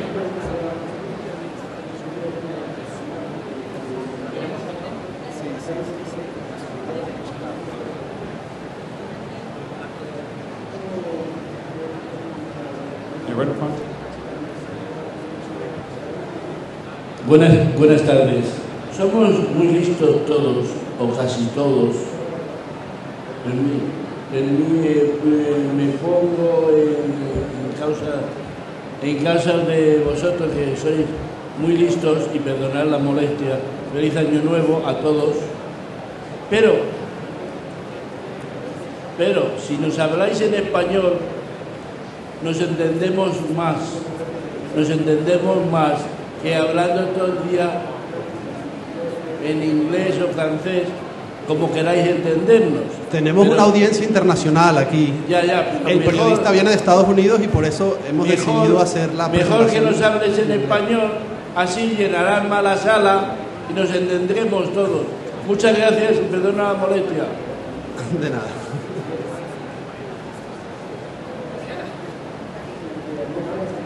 Sí, solo. Just one thing. No? Okay. Just one thing that it's very important also. Then, después le explico en español, se lo traduzco, no pasa nada. Le hago la presentación otra vez.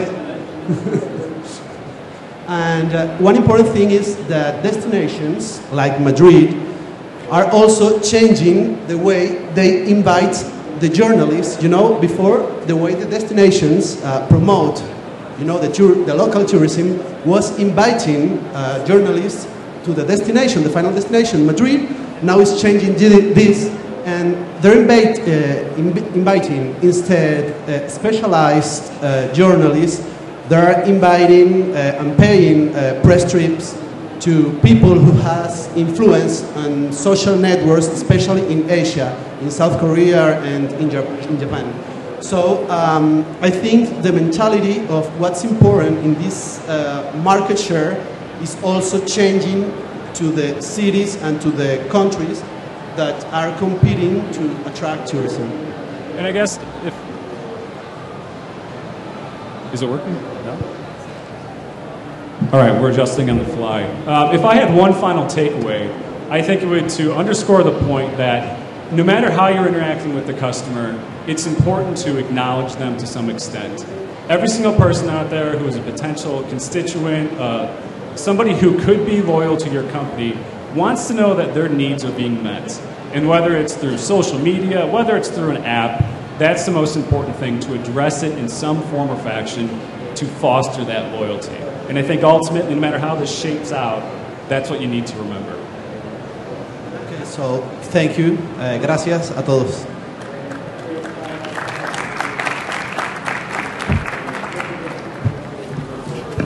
Okay.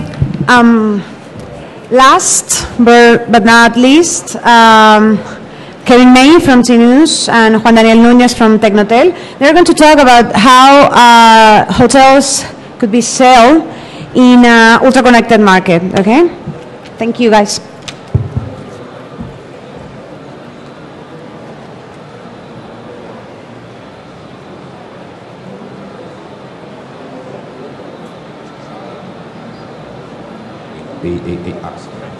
Good afternoon, everybody. I'm Kevin May. I'm the co-founder and editor of tnews.com.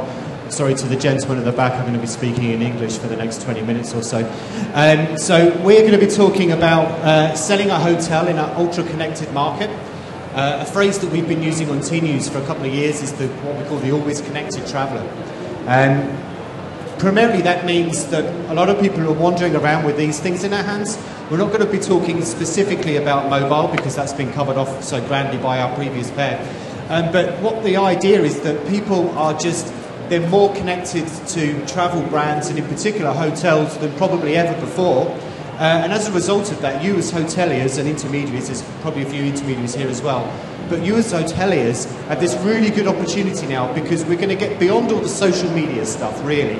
We're going to talk about how you can make some money, which is the really exciting part because that's why you're all here. You're learning to make money and hopefully boost your revenue and your bottom line. So as I said, I'm Kevin May from T-News and I'm now going to hand over to my friend here, Juan Daniel. Please, over to you. Okay, thank you, Kevin. My name is Juan Daniel. I'm from Tecnotel, and the gentleman at the back, don't worry, my English is so bad that you're going to understand everything I say. So one of the first things, we decided to break it down to 6 points, but also you can ask questions after that. But the first things we're talking about when it comes to selling more rooms to the internet is through your own website. We're all interested in raising our bookings on our own channels rather than big commissions to OTAs, of course, and one of the first things would be to have a great experience on our website, on our hotel website. That would come, for example, with having a great booking engine. That would be the first thing.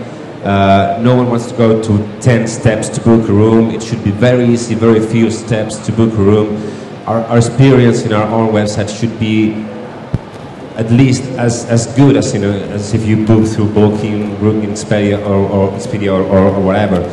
Also, other things that we have to take into account on our website is the site speed is very important right now. We have very low patience when loading a page. We all know that, and we should have our best pictures, the best images, and videos for us, not just on MetaSearch or on OTAs, but for our own websites.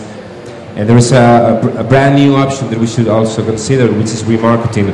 There are new companies now which are taking care of all these customers that leave your website without booking a room, and then coming back to them and asking what went wrong or how could it be more interesting for them. Okay, so let's just do a quick question to one Daniel's point at the end there. Who's heard of remarketing? Just one. Yeah, 1, 2, 3. So, I mean, from a marketing perspective, it's probably one of the biggest trends that you're probably not going to see right now this year, but going into next year. Remarketing, look it up, because it's a really important way, because it's all about tracking and your customers and being able to, they might go away and do something else, but when they come back to you, you know who they are. So remarketing is a hugely important trend. So it's my turn, right? Okay, so as I said, we've divided this up into 6 different things. So I've got the joy of talking about MetaSearch. So, MetaSearch really was the kind of the naughty school kid of travel distribution for quite a while. It isn't new. MetaSearch isn't new whatsoever. So you've had the likes of, certainly in the UK, Travel Supermarket, Skyscanner on the flight side. They've been around for years. But what's happened in the last few years is that there's been this kind of change. And one of the, depending on who you ask, but some people at Google have an opinion about this, and not least, this is probably the reason why they've got heavily into MetaSearch themselves on the travel side, is that consumers are having less patience when they're looking for product. By which I mean, before they would, and Google used to have some data on this, before they would look around on average 21 to 22 different sites before they would make a booking. Whether that would be the supplier or the OTA, that they would do all this searching around for a long time. They've lost patience with this, and as a result, they want to go to single brands where they can do all that search for them at a brand where they think they're going to get unbiased results. So they're not making the booking, they're just looking somewhere for search. And as a result, you've got companies like Google that have suddenly gone, okay, so this MetaSearch thing's quite interesting, we can make a lot of money. Right, so bring it back to hotels. Hotels are having to work with all those existing players like Kayak, like Travel Supermarket, like Momondo, but then you've got the big heavyweights of coming in. So Google has now got Hotel Finder, has had Hotel Finder for quite some time, but in Europe has had Hotel Finder for about a year or so. Hotel Finder is massively important for 2 reasons. One, because it's on Google. Everybody starts their search on Google when they're just looking for inspiration. But more importantly, it's massively integrated into the other things that Google does, which have come on the radar. When you're putting the jigsaw of what Google's been doing in travel, it's linked to Google Local, it's linked to Google Maps, and it's linked to Google Offers and all these other things. So Google's entry into the hotel search space is massively important. And then there's that other brand that almost everybody in the room has heard of, or at least I hope so, and that's TripAdvisor. So TripAdvisor was always a user review site primarily, but then it had a eureka moment late last year and said, hey, hang on a second, everyone else is doing travel search and meta search, now we should do it. They started it off on these things, now you can do meta search on TripAdvisor. So TripAdvisor has a massive advantage over probably almost everybody else, is because people are using it anyway for reviews. So they're feeding people through to their travel search element because they've already got a captive audience, because people are trying to find out whether a hotel is dirty, clean, etc. already. Sure, but what would you say, because TripAdvisor had this advantage that they have all the comments, all the reviews, and now Google has come into play and they have the big traffic. So what would you say is the brand that can take it home, that can take all the traffic? Yeah, I mean, if you remember what Florence from Focusrite was saying in her presentation about an hour or so ago, The big beast in all of this is Priceline, which owns Booking.com. Now, the reason why it bought Kayak for just short of $2 billion, now think about that figure, $2 billion, was because it realised that metasearch is this huge player. So I think who has the advantage is TripAdvisor, it's Google, and it's Booking.com stroke Priceline, because it's bought into it in a massive way, and presumably it's going to try and do for Kayak in the same way as what it did for Booking.com, in Europe at least, because Kayak really is nowhere in Europe at the moment, but with Priceline's kind of heavyweight backing behind it, it's probably got a better chance than any of the others. Okay, good. The third thing would be social media, which some of our colleagues here have already covered, so we wouldn't be long on that. We just want to insist on the fact that you can use social media as a brand new tool for CRM. It's a way to reach your customers in a more personal way, in a way that they feel that there's an invasion of the privacy, because people are already sharing a lot of their lives on social media, whether it's Facebook or Twitter. So for companies, and we've seen examples not just from British Airways, but in the past with KLM, for example, great examples of how to deal with big, huge crisis on social media, considering that maybe one tweet, like Patrick explained before, can lead to a whole rage on the internet, and this is terrible for brands right now. So taking it to small hotel chains or maybe independent hotels, maybe they cannot do that kind of thing, but they can also take care of their customers after they have come to your hotel. You can keep a very much closer relationship, so I think you really shouldn't. It's not just about putting up a Facebook page, fan page. You can do a lot more, and you can do it in a very smart way. Okay, so on the social media side, a question for you, Daniel. Do you sense then that hoteliers still see social media as a reputation management tool? Do they see it as an upselling tool, to go back to the title, you know, selling to an ultra-connected market? Or do they see it as, is it a marketing tool, is it an upselling tool, is it CRM, is it reputation management? Where do you think, or where do you sense hotels see it as its primary role at the moment? I think for now it will be reputation management, and we can see that you are on social media whether you like it or not. You're going to be on TripAdvisor, you're going to be on, people are going to say nice or nasty things about your hotel on social media whether you like it or not. So you better take care of what's been said, and you shouldn't be outraged about bad reviews. The best way to face that is to talk to the clients directly, and I think reputation management would be the thing right now, but in the future it can be a lot more, and we are seeing lots of hotels, even if small hotels, who are including their booking agents on their Facebook page, so you have a chance to get more booking straight to your channel, even on social media. Okay, so all of these elements that we're talking about now, we're doing in 2 and 3 minute bursts. We probably could have done 20 minutes on each, but please forgive us for going through them so quickly. So, number 4, big data. So, hands up who's heard of big data?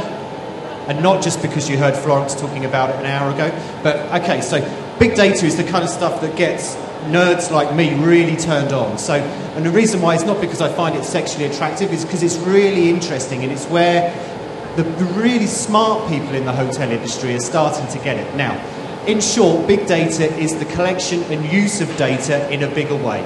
So, from a technical perspective, it's about hardware. It's just having the ability to collect it all. But where it gets really interesting is where you start slicing and dicing this big data to do interesting things with it. To go back to the title of the session, selling to people. So, if you've got all this data about people, you should be using it. Beyond, you plug it into your CRM and things like that. So, for example, I know, and I'm just making this up as we go along, but okay. let me just assume here for a second, Juan Daniel here, he lives in Madrid, he perhaps goes away to the coast, maybe down to the Marbella region twice a year, he's got one small child, he quite likes going to aqua parks, and his favourite drink is sangria. That's all correct. Possibly, yeah. Right? And previously, when he made a hotel booking, he wouldn't have entered any of that last bits of data about the fact that he liked sangria, the fact that he liked going to aqua parks, and his favourite team is Atletico Madrid. Sure. So what the hotelier can do, now that they've got that data, is that, as I said, they can slice it and they can dice it. And before he goes, they can hit him with that offer that says, okay, so when you're staying down with us in Marbella next month, we understand because you booked with us before and we saved all the data, you might like to go to the brand new water park that they've just built on the coast. That's how you use big data in a much more kind of interesting way, and it's about upselling. Now, the problem that hoteliers perceive to have is that, well, we don't have the capacity to do this. And this is where it probably is going to take some kind of like change in thinking by a lot of the hoteliers. Who handles all this? Is it the marketing department? Is it the IT department? Is it the PR department because they're selling? That's a question that hasn't really been kind of resolved or solved as yet. It's because it is relatively new and no one really knows what to do with it. So if let's say you have a hotel with just 20 rooms, for example, I mean, why should I care about big data? How can I manage big data with a very small organization? Yeah, I think that's it. They're really grappling with what they need to do with it. They understand that they have to do something with it, which is a great, everyone has suddenly clicked right now. We now realise that we need to collect more data. So the question is that how do we do it? Who's going to be responsible for doing the slicing and dicing that we talked about? So back to you, sir. Okay, thank you. Well, the fifth thing would be mobile, which you've heard a lot about mobile these days and also today.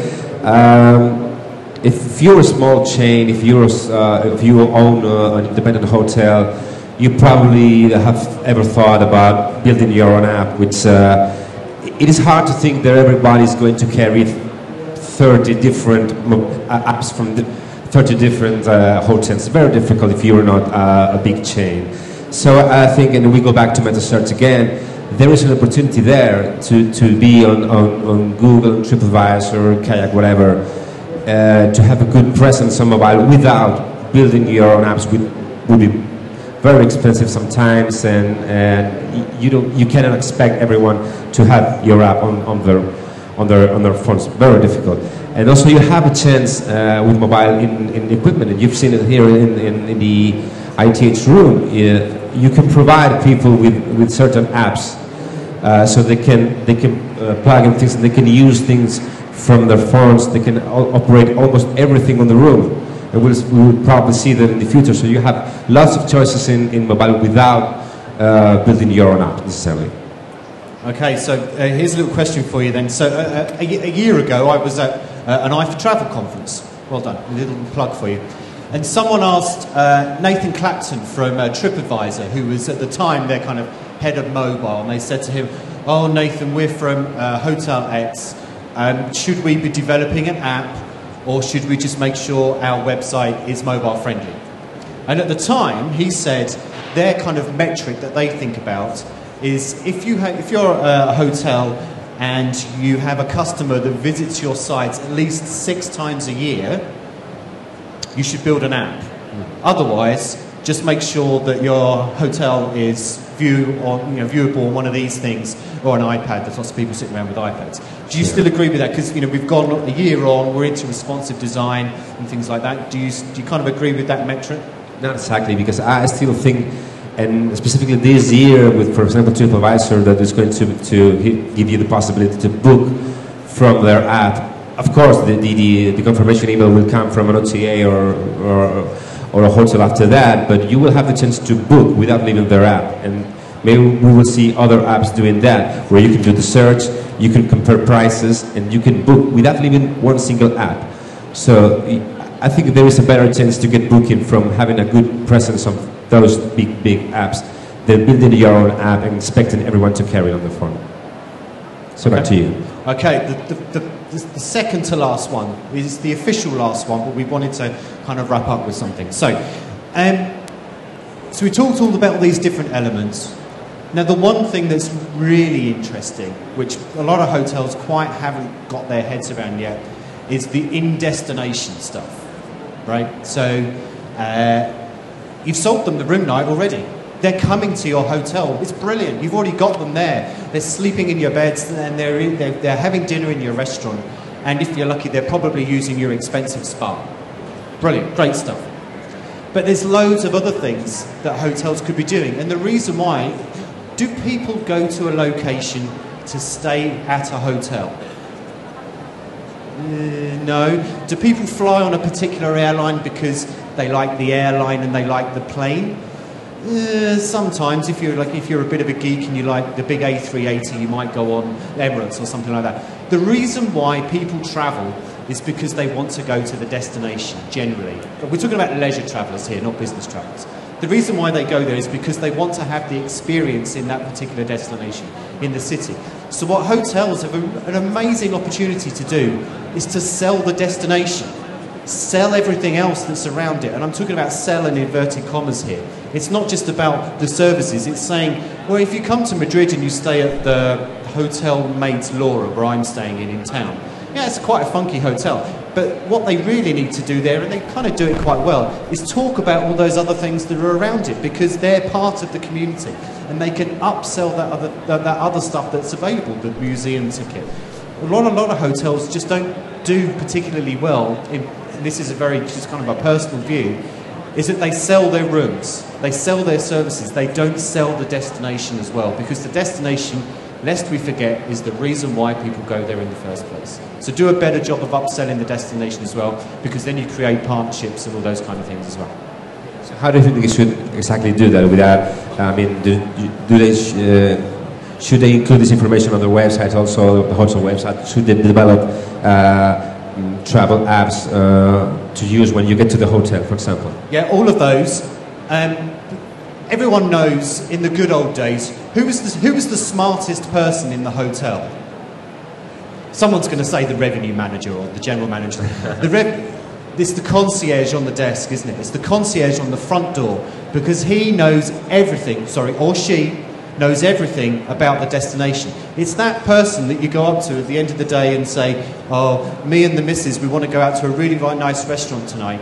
Where should we go? And he will say, you need to try so-and-so's restaurant down the road. They're the ones that are armed with the knowledge. So putting that into technology in the web, you need to create the virtual concierge on the web, the place that tells you where's the best place to go. Oh, and you could also reserve it with us on the hotel website as well. So it's all the things that you said, but the booking element of that as well. Okay? Right. So we wrap it up? Yeah, so the really interesting point, and we're finishing. The really interesting point about, we think, and I hope Danielle agrees with me, about all of this stuff that we've talked about, is that it's all completely interconnected. So whether you're talking about the website, which is the thing that guests are doing before they book, they're also often visiting the hotel website when they're actually in the hotel. It's the mobile elements, so they're wandering around a city, they want to find out the information, they maybe want to make the reservation later, allow them to do that. The big data, it's all interconnected. It's about the guest experience, it's about collecting more information. The social media part of that, it's the customer service, it's the reputation management. All of the things that we've kind of talked about are all massively interconnected, and luckily all through technology, which is the kind of stuff that we write about every day, luckily. Anything else to add to that? Yeah, sure. As Kevin said, all of these things are connected. It is very important that you should have a strategy behind it. It's not as simple, as easy as building a Facebook page and then just checking it from time to time. You have to have a strategy, whether it's in your website, on Facebook page, on Twitter. It's not just, I'm going to check Twitter and see what's happening. You really need to take care of this, or have someone to take care of this. Okay, and just to end on a slightly controversial point, hoteliers or hotels have always had specific departments for specific things. So you had the revenue management department, you had the promotions department, you had the marketing department, you had the room cleaning department, you had the general manager sitting there above everybody, whipping them all into shape.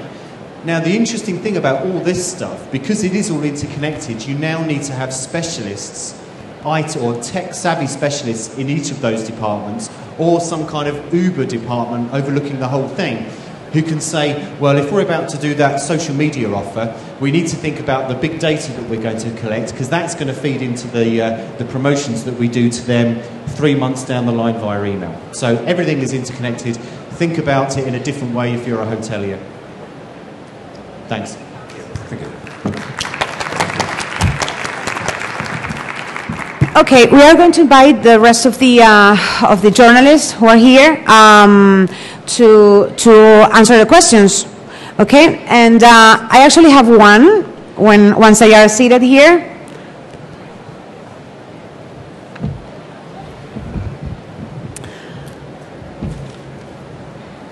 Me falta una sillita que nos lo traen ahora, ¿vale? Yeah, no. Sí, pero luego. No te preocupes que nos la traen. Jason. Come here. No es necesario. Okay, I don't know if any of you have any question. I'm going to ask one because a lot of things that you have talked about are really, really important for hoteliers, of course. But the thing is costs, okay?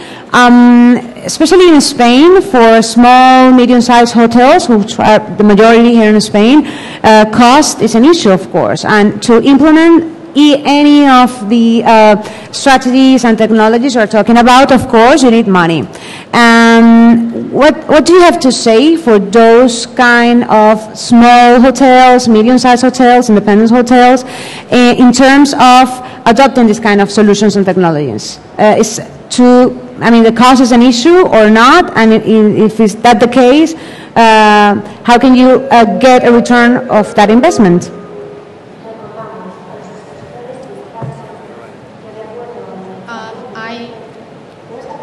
Hello?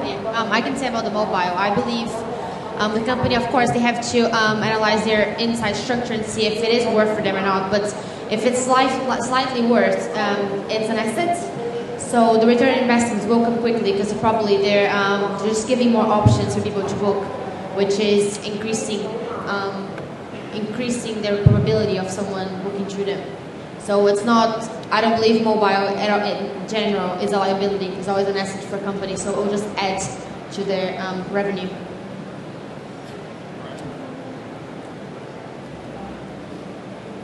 Just something to add on the social media front. Leverage the tools that you currently have at your disposal. I would bet a lot of money that most hotels out there have a 20-something working on their staff that knows their way around a Facebook or Twitter page. And you can empower them to do that, give them something to shoot for, and it's not really costing you anything extra. And by the same token, being strategic in what you're going after, there's nothing worse than having a presence on the social media platform if you're not going to utilize it. So pick and choose carefully, decide what's right for you, and then go from there. Mm-hmm.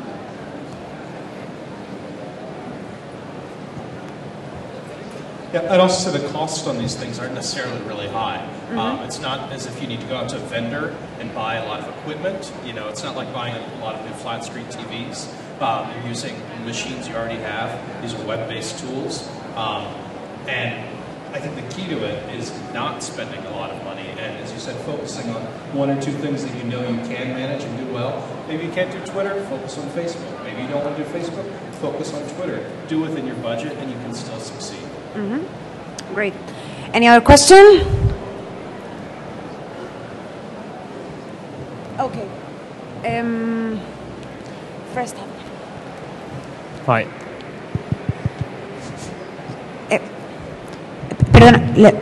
Hola. Sorry, I think this question for Mariah. Okay.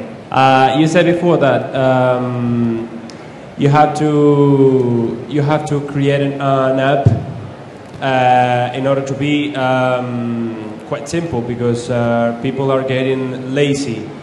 But maybe not all of the people are getting lazy. In my example, for example, I need a little bit more than a simple app. Maybe I can need some more things about one product. Do you really think that you can put everybody in the same place, like being lazy or keeping that app so simple so you can get just what you want and that's it? I'm not saying that people are necessarily lazy, but it's more, I think, like iPads, for example. A lot of people, we had a report just did last year, and a lot of people use their apps when they're like in front of the television at home. That's a lot more of a recreational device, and a lot of people use their desktop when they're at work. I believe apps should be simple. It has to have a lot of content, but only if someone goes in. But when they're first open, I do believe it should be 4, 5, 6 options. I'm from the generation that were very tech savvy, but my grandma, she's 86 and she has an iPhone. It has to be simple. If someone wants more content, they can go in, but when someone first opens a mobile app, I believe the simple the better, and I think that's why Apple is doing so well, because their whole company's marketing objective is to make life simpler. But of course, it depends on the company and how they want to work with it. But in my personal opinion, I think mobile should be very simple. Yeah, but it's not the same mobiles than an app. Of course, a mobile phone has to be simple so you can use it and you can get to use it better. But an app, I'm agree with you that it had to be simple, but inside these 5 options that you have to have on the beginning, there have to be like more options on every single one. Yes, but take for example the retail industry, like my eBay example. I can buy something on eBay 2 or 3 clicks, and I just think that with a very busy generation, it has to be quite simple to book. Of course, you have to put everything you need to put there. You need to have a cancellation policy. You need to have all the options there, so for someone to see. But the booking process should be very simplified. That's what the retail industry do, and they're making so much money on mobile. They're very ahead of the travel industry. I think we should be looking up to them. We should take some ideas and incorporate in the travel apps. Thank you. Can I ask you a question? Yeah. Are you a hotelier? No, I'm just studying tourism. Okay. I would say, and it goes back to what we were talking about, is that don't bother with an app. Sorry? Don't bother with an app. Don't do an app. Just make sure the website is just responsive. Because if the website does everything anyway that you need a customer to do, just make sure that it works okay on this thing, and it works okay on his thing there, his iPad, because that's what happens. A responsive designed website automatically renders, Spanish word, it automatically changes size depending on the size of the screen. So it works out that the user is on a mobile device or on a tablet like that. And I think people have got to the point where they're overthinking applications. They're saying, oh, what should we do to put into this? What should we put in this application? Well, if you can run the website on a mobile device and it still works okay because it's responsively designed, don't worry about an application. Just make sure the web works. Like you said before, that when somebody travels, just want to get to the destination. They don't think about in which airline are they flying or the way are they getting to the destination, but to get to the destination. So the hoteliers have to be specialized on the destination. You said that before, and maybe you can make an app. You can create an app that it just take you to the destination, and that's it. Doesn't matter. That could be a simple app just to get to the destination, but some of the people have like more needs. Like I don't want to fly with Ryanair because I don't like that company, or just to make an example. But yeah, I mean, you could just develop an app for the destination information. The problem with apps is that there are thousands of them on the Apple Store. And the unique problem with the Apple Store, and less so on Google Play, is that it's just the worst search engine ever. So they're actually really difficult to find. So unless you're actively promoting people to the fact that you have an application, you could be just developing something that people are never going to find anyway. If you can put all that destination information into just a tab on the website that then automatically renders for a mobile device, then you're fine. So, just adding to that point, there's an advantage of the app that in the case of travel, because usually roaming prices are very high. Sometimes you don't have the information you cannot access with your phone if you're somewhere else. But other than that, I think it's fine. You can do it without an app. It's possible to do it without an app, but to do it without an app, it's not a big deal. Like Evan was saying, like when I say mobile, I also mean responsive design. Like nowadays, for search, like companies invest millions and billions on search. And responsive design apps do give you higher, it has, on a content basis, it gives you higher display on Google for for search. So that is, even if a company has an app, I still think they should have a responsive design website. That's the basic for any company, especially with like Google's new search algorithm, which content counts a lot. Having a responsive design website and a regular website already will put you a few levels up than any company that doesn't have any of that. So that's quite essential for the industry at the moment. Do we have any other questions? Microphone? Great. Thank you. Hi, good afternoon. I have a question on big data. That it seems to be, well, for years it's been the word. We need to know about the customer. We need to know how it behaves. And it's true what you said, that especially for smaller businesses, it looks like something like has big teeth. We don't know how to handle it. We don't know how to go about it. And I know there's a lot of tools out there. There's a lot of information. And do you have any advice for businesses on how to take all the advantage that all this information out there has to them? Who wants to give the first shot? So is the question about how to capture it or what to do with it? Both. Both. Okay. There's many ways you can capture it. For fear of being quite flippant, you can ask them.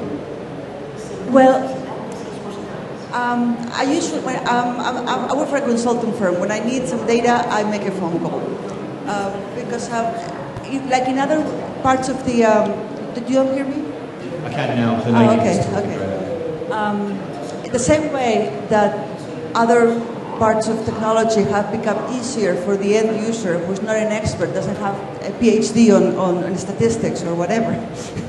And it has become very simple to use. And however, some of the information, even the Google Analytics, are, I can understand it can be very hard for people when I tell them that they need to make an effort in understanding their customer. They say, I don't even understand the site. The information is on. Do you think it's going to be somehow more accessible for users? Like, I guess we all will be using big data in some way for everything in a few years, and something that's now restricted to the experts is probably going to be socialized very soon. Like it has happened with other fields. So, do you have any thoughts on that? It just seems very complicated. Yeah, I mean, one thing you often find is that whether they're hoteliers or airlines or online travel agencies, is that they don't actually realise that they're big data companies anyway. Because they've been collecting all this stuff for years, especially if you've had repeat customers. And over time, you start to learn a little bit more about them. And I think a lot of it is not quantitative, it's qualitative. So, it's maybe putting pressure on if you're a hotelier, you're putting pressure on your front key staff, the front desk staff. But maybe you should say to them, well, when Mr. and Mrs. Smith stayed the other week, can you remember some of the things that they asked for that we gave them that may not have been noted down officially, as in it was a product that was bought, but you just remember, and you can start to take notes about particular customers, and over time you get to create a portfolio, you get to create personas about particular customers. You say, well, that type of customer has a propensity to eat at the restaurant at 8 o'clock on a Friday night. So we should make sure on a Thursday night we hit them with an email that says, come to this restaurant the following evening. As I said, it's just it's making use of the things that you may already know, but you just haven't quite worked out that you have that information already. Does that kind of... Maybe we can talk afterwards, I'm happy to. Any other? Okay, great. There was another question, I think.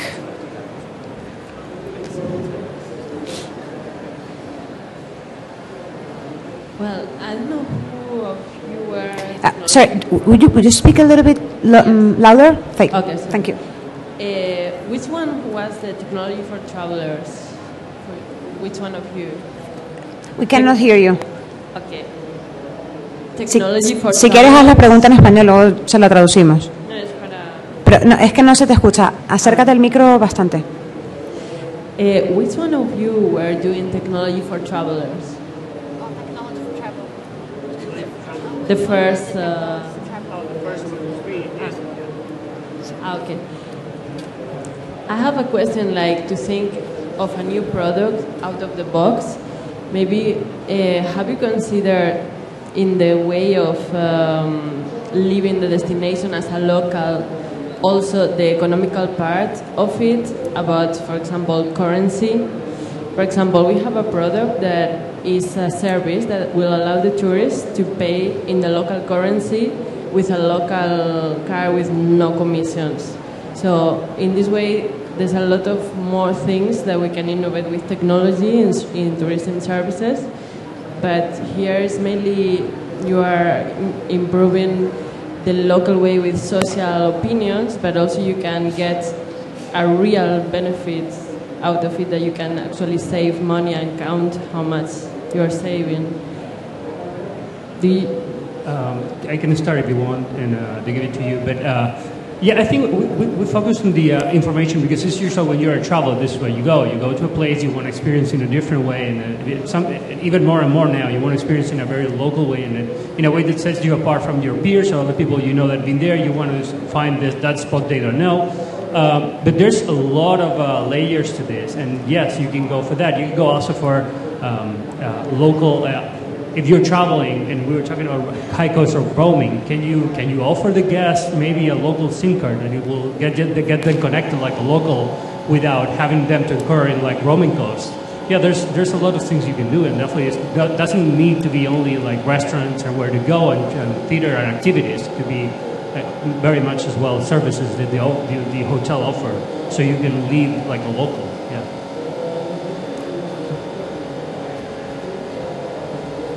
I think the challenge for any travel-specific apps or products is that as so much of travel has gone mobile and into our smartphones and things like that, what we use when we travel are the same products we use every day.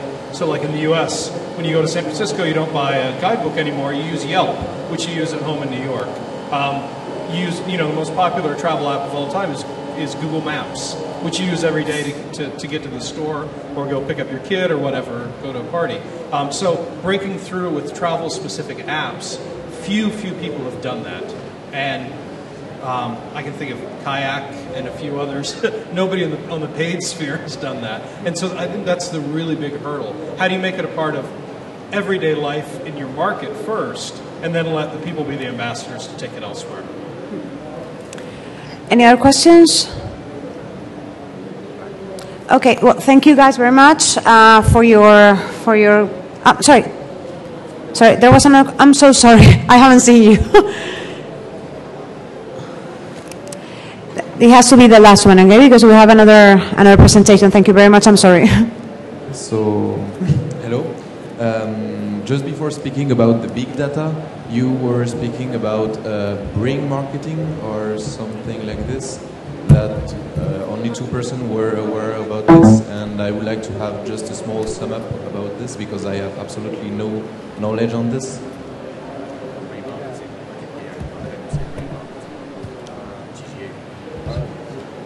We haven't heard it very well, but you were asking about remarketing, right?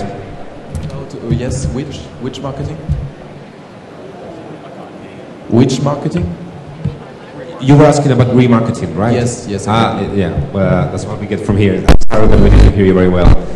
Well, there are several things that, and some new companies that are offering services in this brand new thing, which is a lot of people will leave your website without converting, without booking, because they're going somewhere else. They're going to check more websites.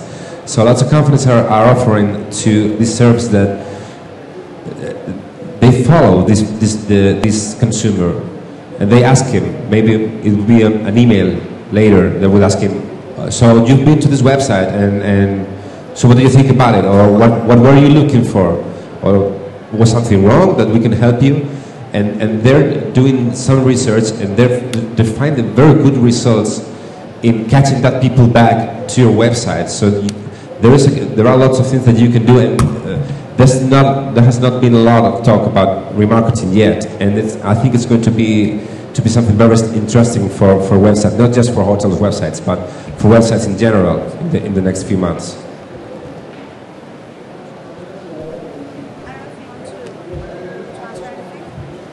Okay, well, thank you very much, very much.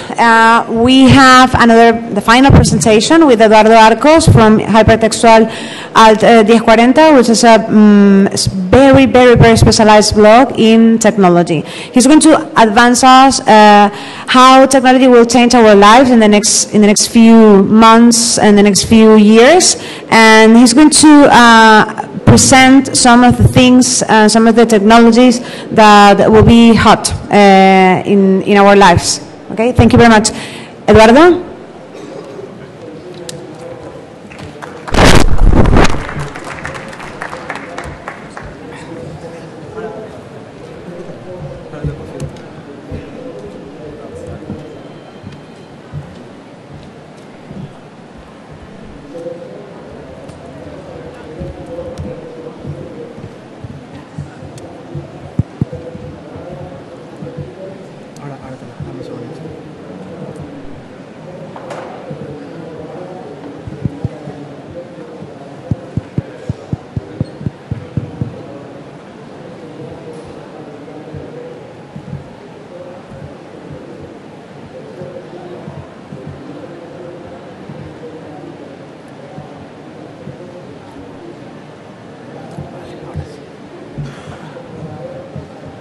¿800 por 600? El de arriba.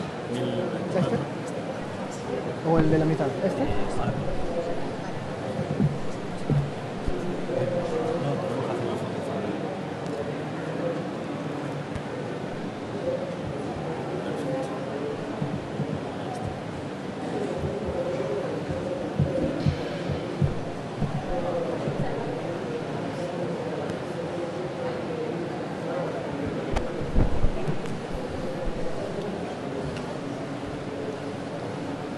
Hola.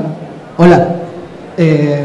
So I'm going to do my presentation in Spanish, if that's not a problem. I think I can explain myself better in Spanish, though I speak English. So if you have questions after my presentation in English, I can answer both English or Spanish.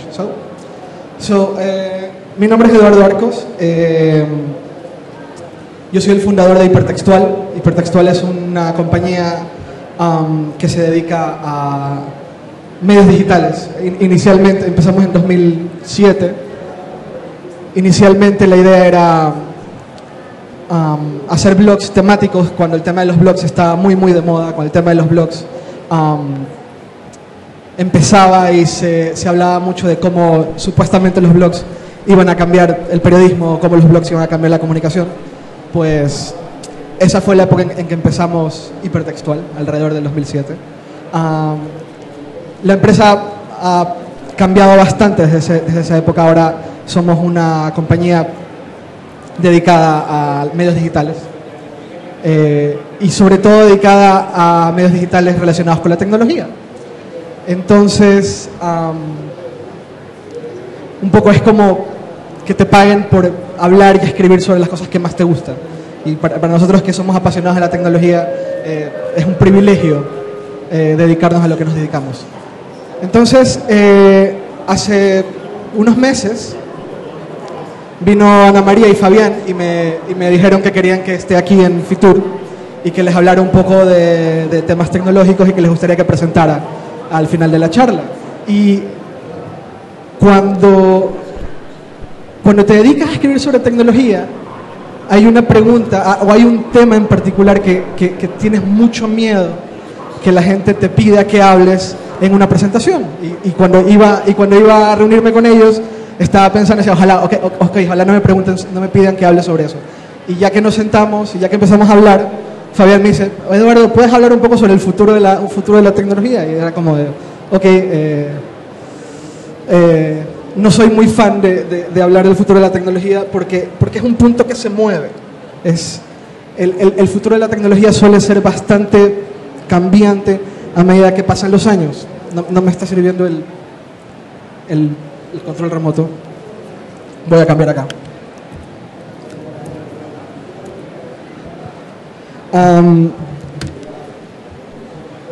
Hablar del futuro de la tecnología siempre es un problema porque siempre vemos el futuro de la tecnología desde el punto de vista presente. Entonces, si te pones a pensar y si te pones a ver cómo se hablaba del futuro de la tecnología en 1850, la gente creía que íbamos a vivir en ciudades inmensas que flotaban en el aire por globos aerostáticos, donde iban a haber fiestas y donde se encontrarían diferentes sociedades de diferentes partes del mundo, cosa que jamás sucedió. O te puedes encontrar con imágenes como estas de los 40 o de los 50, en donde se creía que en algún punto la televisión se iba a conectar al teléfono y ibas a tener una especie de videoconferencia. Y si ves un poco los dibujos o los conceptos del futuro de las compañías de coches, pues se creía que en el futuro las carreteras y las autopistas iban a ser así, iban a ser futuristas. Esta imagen del futuro del pasado en realidad que no existe. En algún punto también se creía que en vez de tener autos íbamos a tener coches voladores y que iba a ser lo más normal del mundo.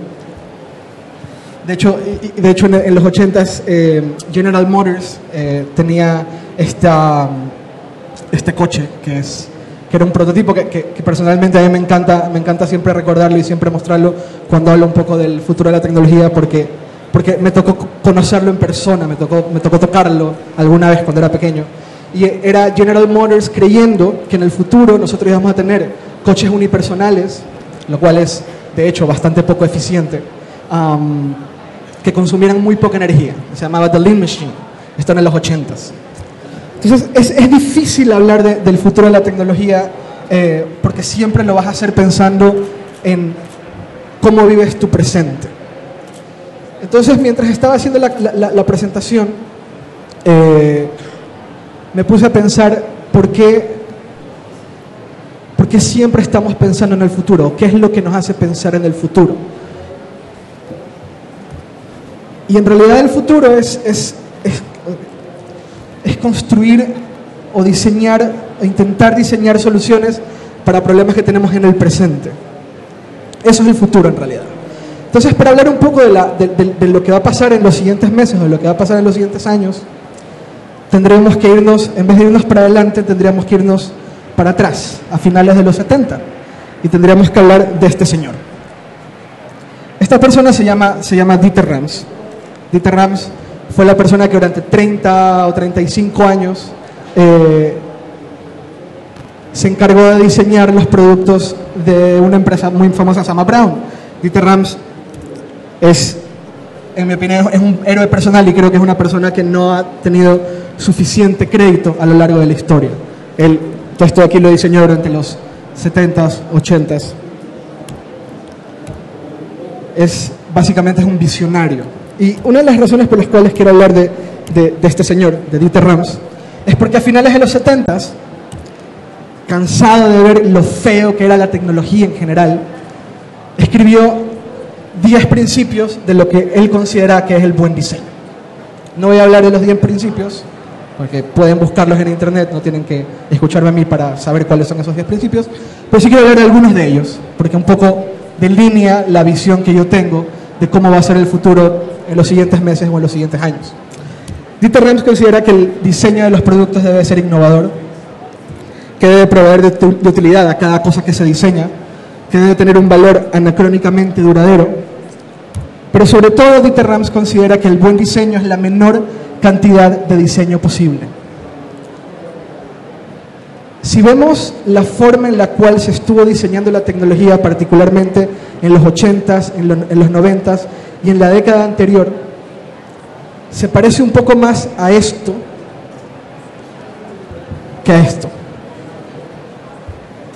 Afortunadamente la tecnología, o afortunadamente las compañías que se dedican a diseñar, que se dedican a hacer productos tecnológicos, poco a poco están tirando más hacia esos principios de los cuales hablaba Dieter Rams, de que la menor cantidad de diseño es el mejor diseño, el menos es más. El iPad es un ejemplo increíble de esos principios, y si se fijan en el último iPad, en el iPad Air, aun cuando el iPad era lo suficientemente minimal desde el punto de vista de diseño, Apple ha intentado hacerlo aún más minimal, y empiezas a ver cómo los bordes de los productos empiezan a desaparecer Y lo más importante, que es el contenido y que es la pantalla, lo que está en el centro, cada vez ocupa más del producto, cada vez el producto se vuelve más invisible. Este era un móvil muy de moda de Nokia de hace 10 años y ahora los móviles son así. Estamos viendo cómo cada vez el dispositivo en sí mismo desaparece para darle prioridad al contenido. Este es un móvil de HTC, este es el Samsung Galaxy S4. Entonces vemos esa misma tendencia de diseño, vemos cómo poco a poco el producto va desapareciendo. Este es el Nexus 5 que salió hace nada. Pero no solo en móviles, no solo en dispositivos móviles como un smartphone o como una tablet. Si ven el nuevo diseño del PlayStation 4, es un dispositivo que prácticamente desaparece en la sala, que prácticamente no se ve. Es un pequeño ladrillo negro que lo puedes esconder debajo de la televisión, igual con el Xbox One. Y esta tendencia del diseño a irnos hacia productos en donde la tecnología es cada vez más invisible, la estamos viendo en prácticamente cualquier ámbito tecnológico. Esto era una televisión antes, esto es una televisión ahora. La televisión está desapareciendo por sí misma. Ya prácticamente cuando vemos una televisión no es una televisión, es una pantalla que está proyectando cosas. Y los bordes cada vez son más pequeños. Cada vez el diseño premia el contenido, cada vez el diseño premia lo que vas a hacer, la utilidad que tiene. Cada vez los productos tecnológicos van desapareciendo. Yo creo que la tecnología funciona realmente cuando es invisible. Yo creo que la tecnología funciona cuando no se pone de por medio, cuando no está de por medio entre dos personas o entre la persona y lo que pretende hacer. Yo creo que la tecnología no debería sentirse como tecnología. Y yo creo que la tecnología debería sorprendernos por sí misma, no porque el robot se mueve, sino por lo que el robot puede hacer, por cómo el robot puede ayudarnos a hacer nuestra vida mejor. Yo creo que la tecnología debería ser menos como Minority Report, en donde tenías que mover todo tu cuerpo para abrir un archivo, y ser un poco más como Her, como la película Her, que la estrenarán muy pronto aquí en España, en donde la interfaz es invisible, donde la interfaz nos ayuda y nos permite hacer las cosas sin tener que interactuar con ella moviendo todo el cuerpo como en algún momento se pensó que iba a ser en Minority Report. Yo creo que la tecnología tiene que ser menos como Google Glass y tiene que ser más como Google Now. Google Glass es un aparato que está ahí, que lo ves, que resulta incómodo, que no entiendes qué hace, que causa a veces hasta rechazo social. Mientras que tienes cosas como Google Now que son prácticamente invisibles, pero todo el tiempo te están ayudando a hacerte la vida más simple. Yo creo que la tecnología debe ser más como Siri, que te ayuda a hacer las cosas y que no lo ves, que no sabes exactamente cuáles son los límites de lo que hace, de lo que puede hacer o lo que no puede hacer la tecnología. Eso es Google Now, eso es Siri. Yo creo que ese es el futuro en realidad de la tecnología. Yo creo que hacia ese lado vamos a ir, hacia ese lado nos estamos moviendo. Yo creo que la tecnología es acerca de las personas. Yo creo que no deberíamos hablar de la tecnología como el gadget de moda, y deberíamos hablar más de la tecnología como lo que nos permite hacer, o lo que por medio de la tecnología que pongamos, no sé, en un cuarto de hotel, podemos permitir que la gente haga. Y pensando un poco mientras escribía esta presentación, me daba cuenta que así como yo creo que la tecnología es acerca de las personas, también creo que los hoteles son acerca de las personas. Entonces me gustaría que pensemos un poquito en dónde estamos ahora. Se vendieron 250 millones de smartphones en el tercer trimestre del 2013. Es decir, mucha gente tiene smartphones. Y hasta la fecha se han vendido 285 millones de tablets. Hay 285 millones de tablets en el mercado. Hay 285 millones de dispositivos móviles, personas usándolo. Bueno, no voy a decir que se están usando la gran mayoría de esos 285 billones, pero hay muchas tablets y muchos dispositivos móviles que se están usando ahora mismo. Es muy importante que pensemos en esto. Y también para mí es muy importante desde el punto de vista de la tecnología invisible el tema del cloud computing.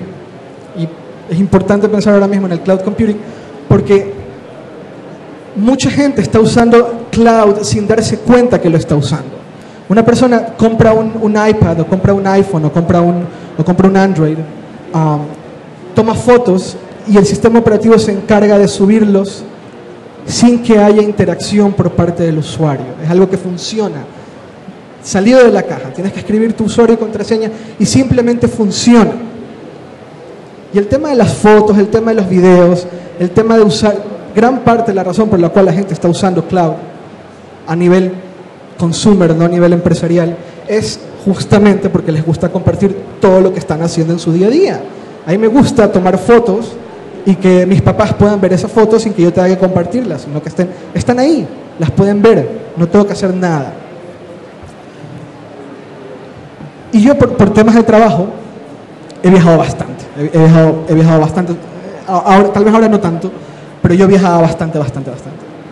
Y yo siempre he sido un fiel defensor y por lo tanto un muy fiel usuario del tema de cloud computing. Siento que toda la gran parte de la tecnología va hacia ese lado, va hacia el usar las cosas independientemente del dispositivo que tengamos en la mano. Hoy tengo un iPhone, mañana me lo roban y lo quiero cambiar, y gracias a tecnologías basadas en cloud, en media hora vuelvo a tener el iPhone tal cual lo tenía antes de que me lo robaran, antes que lo perdiera, porque hay un respaldo de mi información en la nube que la puedo descargar cuando yo quiera. Entonces, cuando yo voy a un hotel, de hecho hice una búsqueda en Google Images, puse en Google Images hotel y Wi-Fi, y abrí la búsqueda en Google Images. Y el primer resultado era este.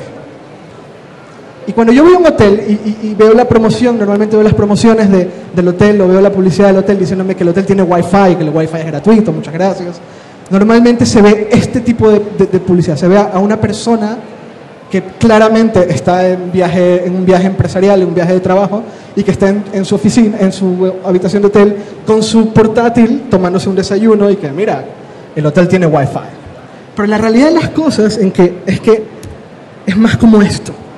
Hoy en día es más así, es la familia no usando un portátil, porque ya los portátiles, la verdad es que poco a poco están siendo desplazados por cosas como estas, como por tablets y por smartphones. Y ya no es que cuando llegas a la habitación una sola persona se conecta a internet, toda la familia quiere estar conectada, pero ni siquiera se lo plantean. Es raro tener un dispositivo hoy y que no esté conectado a internet. Pero entonces piensas en un hotel y piensas cómo ellos aparentemente ven el acceso a internet o darle las facilidades a las personas para tener acceso a la tecnología, y llamas por teléfono o llegas a la recepción y dices, oye, me quiero conectar, y es lo que te dan, ¿no? Te dan un ticket. ¿Cómo es? Dios. Y cuando los hoteles sienten que están como a la vanguardia de la tecnología, es porque les han puesto esto al lado de la cama, ¿no? Un lugar donde yo puedo conectar mi iPhone, donde yo puedo conectar mi iPod para escuchar música. Ya la gente no usa iPods, la gente usa smartphones de todas las marcas. Y de hecho, si tienes un iPhone 5, esto ya no te sirve, ¿ves? La tecnología no es, adoptar la tecnología en realidad no es eso. Yo creo que adoptar la tecnología es menos acerca de gadgets. Yo creo que y vuelvo a lo que estaba diciendo antes. Yo creo que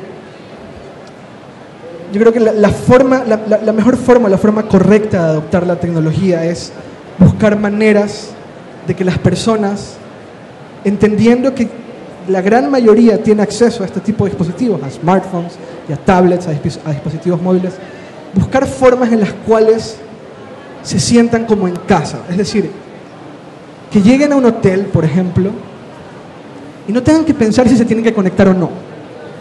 Y no tengan que pensar si van a poder proyectar o ver las fotos que tomaron durante el día en la pantalla que hay en la habitación. Que lo puedan hacer sin más, que esté ya hecho, que eso ya esté presente. O sea, ya hay estándares que lo permitan. No es difícil, ahora, yo creo que ahora es hasta más fácil. Entonces hay que pensar que el futuro de la tecnología muy probablemente, y sobre todo enfocado a la hotelería, en mi opinión, el futuro de la tecnología va menos acerca de gadgets y debería ir más acerca de hacer que la vida sea más fácil, hacer que todo el proceso, desde antes de viajar hasta el momento en el cual salgo de la habitación y me voy a regresar a mi ciudad o a mi país, sea más simple, sea más fácil, me haga la vida más simple.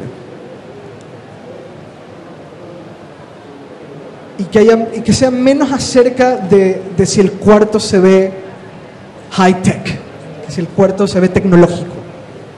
Creo que debemos de pensar más bien que la tecnología es la tecnología que realmente funciona, es la tecnología que es invisible, que simplemente ya está ahí, que simplemente funciona. Muchas gracias.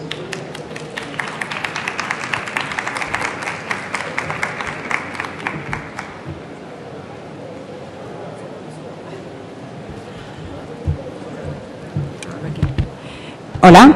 Vale. Pues no sé si hay alguna pregunta para Eduardo. ¿Alguna pregunta? No veo manitas. Bueno, pues nada, pues os agradecemos mucho el tiempo que habéis dedicado a esta sesión. Entiendo que ha sido interesantísimo, a pesar de las complicaciones con el idioma. Y bueno, esperamos veros el año que viene en el International Travel Media Meeting. Muchas gracias.